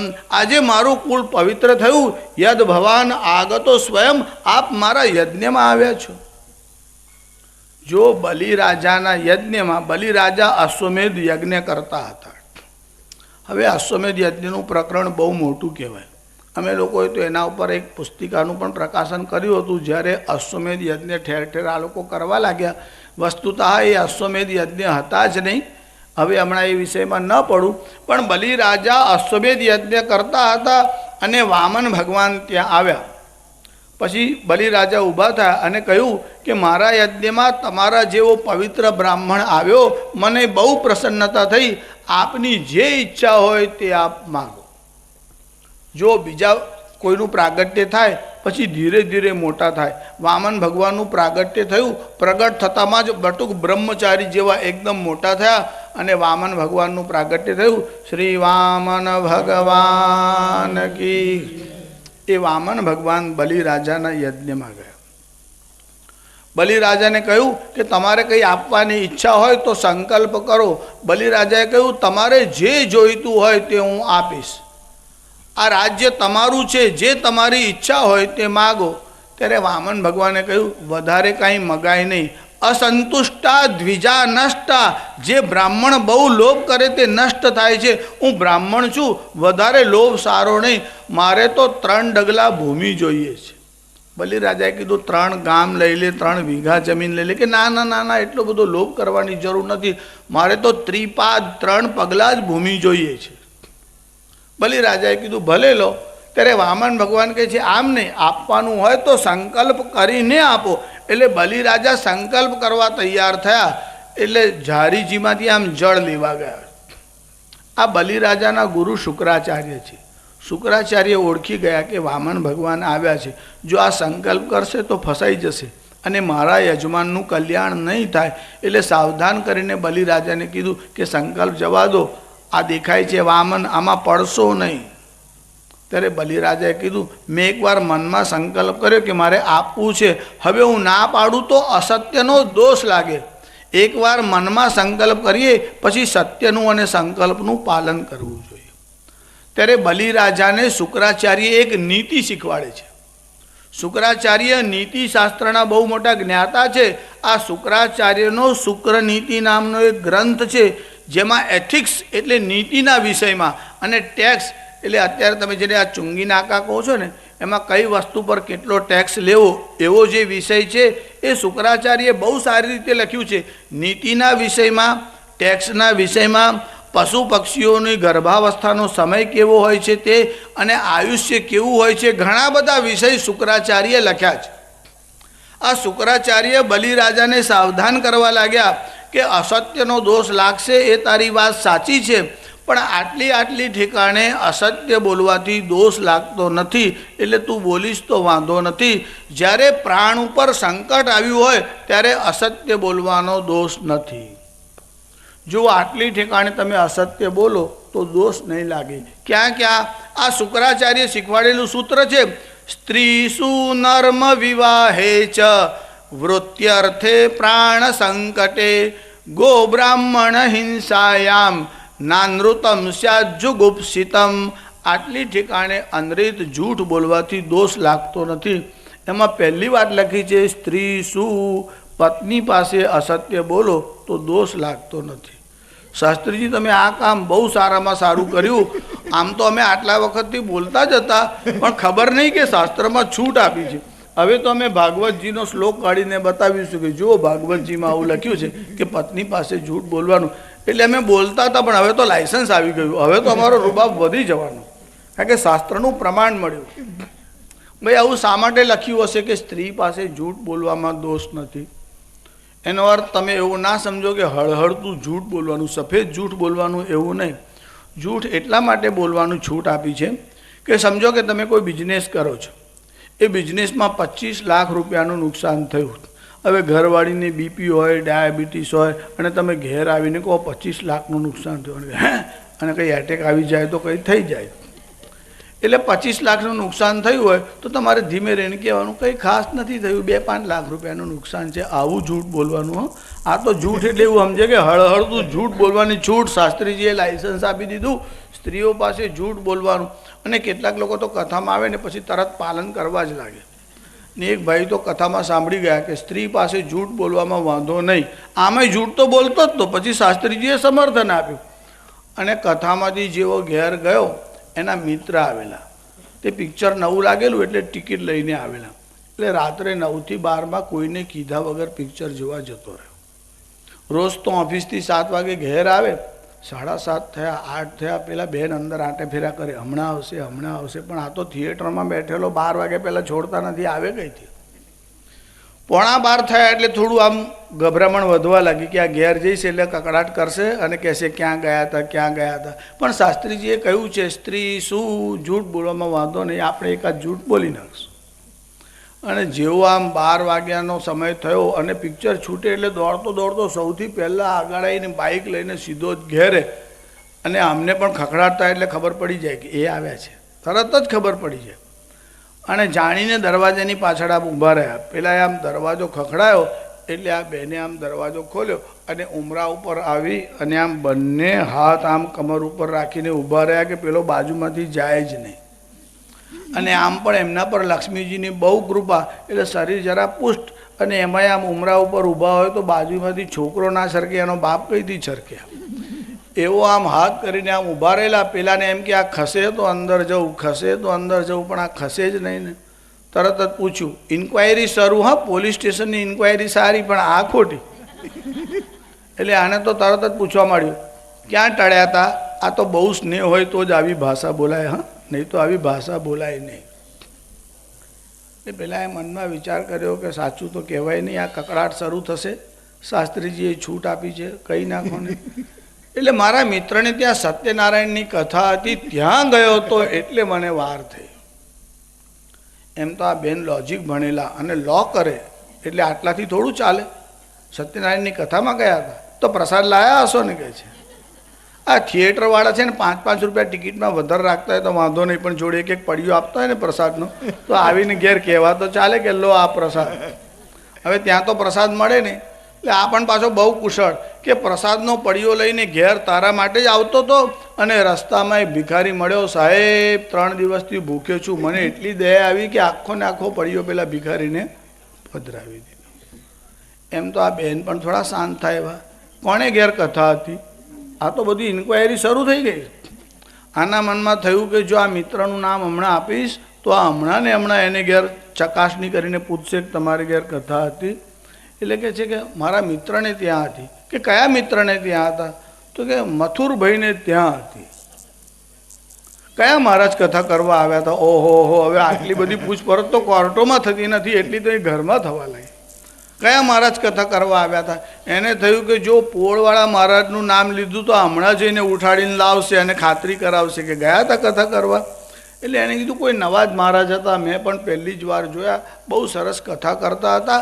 મારા મનમાં થયું આપણે ઘેર કથા કરીશું ત્યારે આ જ મહારાજને લાવીશું. એટલે હું એડ્રેસ લેવા જવાનો હતો, પણ મહારાજને ઉતાવળ બહુ હતી, રાતનું લગ્ન હતું, એટલે એકદમ જ મહારાજ સ્કૂટર લઈને જતા રહ્યા. મહારાજને ભગાડી મૂક્યા અને એમ કે જો મહારાજને રાખીશ તો આપત. પેલો મનમાં ને મનમાં પ્રાર્થના કરે, હે હનુમાન દાદા, જો હવે પ્રશ્ન ના પૂછે તો તેલ અને સિંદૂર ચડાવીશ, આંકડાની માળા ચડાવીશ, પણ મને આ ઉપાધિમાંથી છોડાવ. અને એટલામાં તો આ બેને આમ હાથ નીચો કરી અને હજુ તો આમ ખસે પહેલાં તો પેલો જલ્દીથી અંદર ગયો. અને ગરમી બહુ હતી તો પણ ટાઈ કાઢી નહીં, કોટ કાઢ્યો નહીં, 400 ઓઢીને સૂઈ જ ગયો. જાગતા હોય તો કદાચ પ્રશ્ન કરે, એટલે ઊંઘ નહોતી આવતી તોય 400 ઓઢીને સૂઈ ગયો. પણ આ બેનને ઊંઘ આવે ખરી? એના મનમાં એમ કે આ જુઠ્ઠું જ બોલે છે, જુઠ્ઠું જ બોલે છે. મથુરભાઈને ઘેર કહે છે, મારે ખાતરી કરવી પડશે. એટલે પેલા એ ટાઈ તો નહીં કાઢેલી, પણ પેલો શૂટ હતો ને તેમાંનો કોટ કાઢીને આમ ખીટી ઉપર ટાંગ્યો. તેમાંથી ટેલિફોનની ડાયરી કાઢી અને મથુરભાઈને ઘેર સવારે 4:30 વાગે ફોન જોડ્યો. વહેલી સવારે પેલો તો હજુ ઘરાટા બોલાવે નસકોરા, અને 4:30 વાગે મથુરભાઈને ઘેર ફોન કે તમારે ઘેરે સત્યનારાયણની કથા હતી, તમારા ભાઈને બોલાવ્યા, મને ના બોલાવ્યા, તમારો સ્વભાવ તો બહુ કંજૂસ છે, તમે મને ક્યારેય બોલાવતા નથી, હું તમારી જોડે સંબંધ રાખું છું, મેં તમને દિવાળીના દિવસે બોલાવ્યા, હોળીના દિવસે બોલાવ્યા, બેસતા વર્ષના દિવસે બોલાવ્યા, ભાઈબીજના દિવસે બોલાવ્યા, વિજયાદશમીના દિવસે તમને ફાફડા ને જલેબી ખાવા બોલાવ્યા, ટાળીશ્રીની દાડે તમને વડા પણ ખવડાવવા માટે બોલાવ્યા, તમને રબડી ખાવા માટે બોલાવ્યા, પણ તમે મને ટાળી દીધી, મને મારી જોડે તમારે સંબંધ રાખવો જ નથી, મને તમે નિમંત્રણ ના આપ્યું કરીને આ બેને તો જે બોલવાનું શરૂ કર્યું. પેલા મથુરભાઈના મિસિસ વિચાર કરે, મારે ઘેર કથા મને જ ખબર નહીં ને આને ક્યાંથી ખબર? એટલે પેલા બેને સામેથી કીધું, પણ બેન તમે સાંભળો તો ખરા. અરે શું સાંભળો, મારે તમારી જોડે સંબંધ રાખવો જ નથી, મારે તમારી વાત સાંભળવી જ નથી, આ તો તમારો સ્વભાવ આવો છે, આ તો હું આવી કે તમારી જોડે સંબંધ રાખું છું, બાકી તો બીજું કોઈ તમારી જોડે સંબંધ રાખે જ નહીં. પણ થયું શું કે તમારી ઘેર સત્યનારાયણની કથા હતી, તમારા ભાઈને બોલાવ્યા, મને ના બોલાવ્યા, કે મારે ઘેર સત્યનારાયણની કથા હતી જ નહીં. ને આ બેનનું જે લોહી વધવા લાગ્યું આમ ધીરે ધીરે ધીરે ધીરે, પેલા બોટલ ચડાવીને તો બી આટલું ફાસ્ટ ના આવે. અને ધણીનું પોલ પકડાયું એટલે આને જે જોશ આવવા લાગ્યું, ફોનનું રિસીવર આમ મૂક્યું અને પેલો સૂતો હતો ને એનું રિસીવર આમ પકડ્યું. અને જ્યાં સવારના પહોરમાં બ્રહ્મ મુહૂર્તમાં 5 વાગે પેલાનો આમ કાન પકડ્યો, પેલા આમ 400 આમ કાઢ્યો અને જોયું. શું થયું? તમને એમ કે બૈરાને તો અક્કલ જ નથી, બૈરા તો ઘાસ જ ખાતા હશે, એમની બુદ્ધિ તો પગની પાણી, તમને એકલાને જ બુદ્ધિ છે. તમે દુકાનમાં જઈને ઊંધું છતું કરો એટલે બધાની જોડે તમે જૂઠું બોલો, મારી જોડે પણ જૂઠું બોલો છો, તમે મને છેતરી. મેં મથુરભાઈને ઘેર ફોન કરીને પૂછ્યું, એમના મિસિસે કીધું એમની ઘેર સત્યનારાયણની કથા હતી જ નહીં. હવે પેલાની ઊંઘ ઉડી કે આ તો મથુરભાઈની ઘેર ચકાસણી થઈ ગઈ છે. એટલે આ પાછો બહુ કુશળ. કયા મથુરભાઈ? કે મથુર મગન. અરે મેં તો મથુર મોહનને ઘેર કથામાં ગયો હતો. તમારે મથુરભાઈ 2 રાખવા, એક ફોનવાળા, એક ફોન વગરના. એટલે ફોન હોય તો ચેકિંગ કરે ને આ તો ફોન વગરના. મથુર મોહનને ઘેર ફોન જ નહીં એટલે ચેક કઈથી કરે? એટલે તમારે મથુરભાઈ 2 રાખવા. એટલે તમે એવું ન સમજો કે સ્ત્રી પાસે જૂઠું બોલવાનું એટલે આવું હળહળતું જૂઠ બોલવાનું એવો અર્થ નથી. પણ જ્યારે આપત્તિ થવાની હોય તો છુટકારા માટે જૂઠ બોલો તો દોષ નથી. સ્ત્રી શું નર્મ વિવાહે ચ, 2 મિત્રો હોય આપસમાં મજાક કરતા હોય અને જૂઠ બોલે વાંધો નહીં. વિવાહે ચ, ઘરમાં કોઈનો વિવાહ હોય અને વેવાણો આપસમાં આમ ગીત ગાતી હોય ત્યારે ગીતમાં અસત્ય બોલે એવું કહેવાય નહીં, એ તો આનંદ લેવા માટે એવું ગાય. તમે લોકો લગ્નમાં જતા હશો ને ત્યારે એમાં ગીત ગાઓ છો ને ત્યારે બહેનો એવું ગાય, વેવઈ મારા હાથીએ બેસી ઝૂલતા ઝૂલતા આવ્યા રે, વેવઈ મારા હાથીએ બેસી ઝૂલતા ઝૂલતા આવ્યા. હાથી કઈ રસ્તામાં પડ્યો છે, વેવઈ હાથી પર બેહીને આવે. ટીંગા તો આવ્યો હોય, ટ્રેનમાં જગ્યા ના મળ્યું તો ઝૂલતો ઝૂલતો જ કહેવાય ને, કે વેવઈ મારા ઝૂલતા ઝૂલતા આવ્યા. હવે તમારાથી એવું કહેવાય કે આ જુઠ્ઠું બોલે છે? એ તો લગ્નમાં ગીત છે, ગીત ગાવાનું હોય એટલે ગીતમાં તો આવું બોલાય, એમાં કંઈ અસત્યનો દોષ ના લાગે. સ્ત્રી સુનર્મ વિવાહે ચ, વિવાહના ગીત હોય એમાં અસત્ય બોલાઈ જાય તો એમાં દોષ નથી, કારણ કે એમાં હેતુ શુદ્ધ હોય છે. આ બહેનો તો આવું ગાય, અને આપણે ત્યાં એવું કહેવત છે ને, વરને કોણ વખાણે? તો કે છે વરની માં. એટલે પછી વર પક્ષવાળા હોય એટલે વરરાજાનું વર્ણન કરે, એટલે ગીતમાં કંઈ બધું સાચું બોલે એવું કંઈ જરૂર નહીં, પણ ગીત ગાતા હોય તારે એવું બોલતા હોય, જેવો ગુલાબનો છે ગોટો એવો વરરાજાનો, હા એવો વરરાજાનો ફોટો.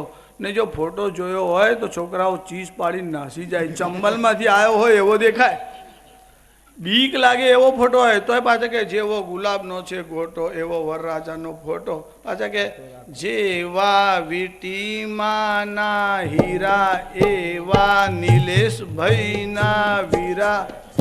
એ વીટીમાંના હીરા જેવો હોય, જડીને જ રાખવો પડે, છૂટો મૂકો તો ખોવાય ને, એને ફિટ કરીને રાખવો પડે, નહીં તો અહીં ગબડે ત્યાં ગબડે, ક્યાં પહોંચી જાય ભરોસો જ નહીં. ત્યારે લગ્નમાં તમને આવું બધું ગાવાની છૂટ. આટલી ઠેકાણે અસત્ય બોલો તો દોષ લાગતો નથી.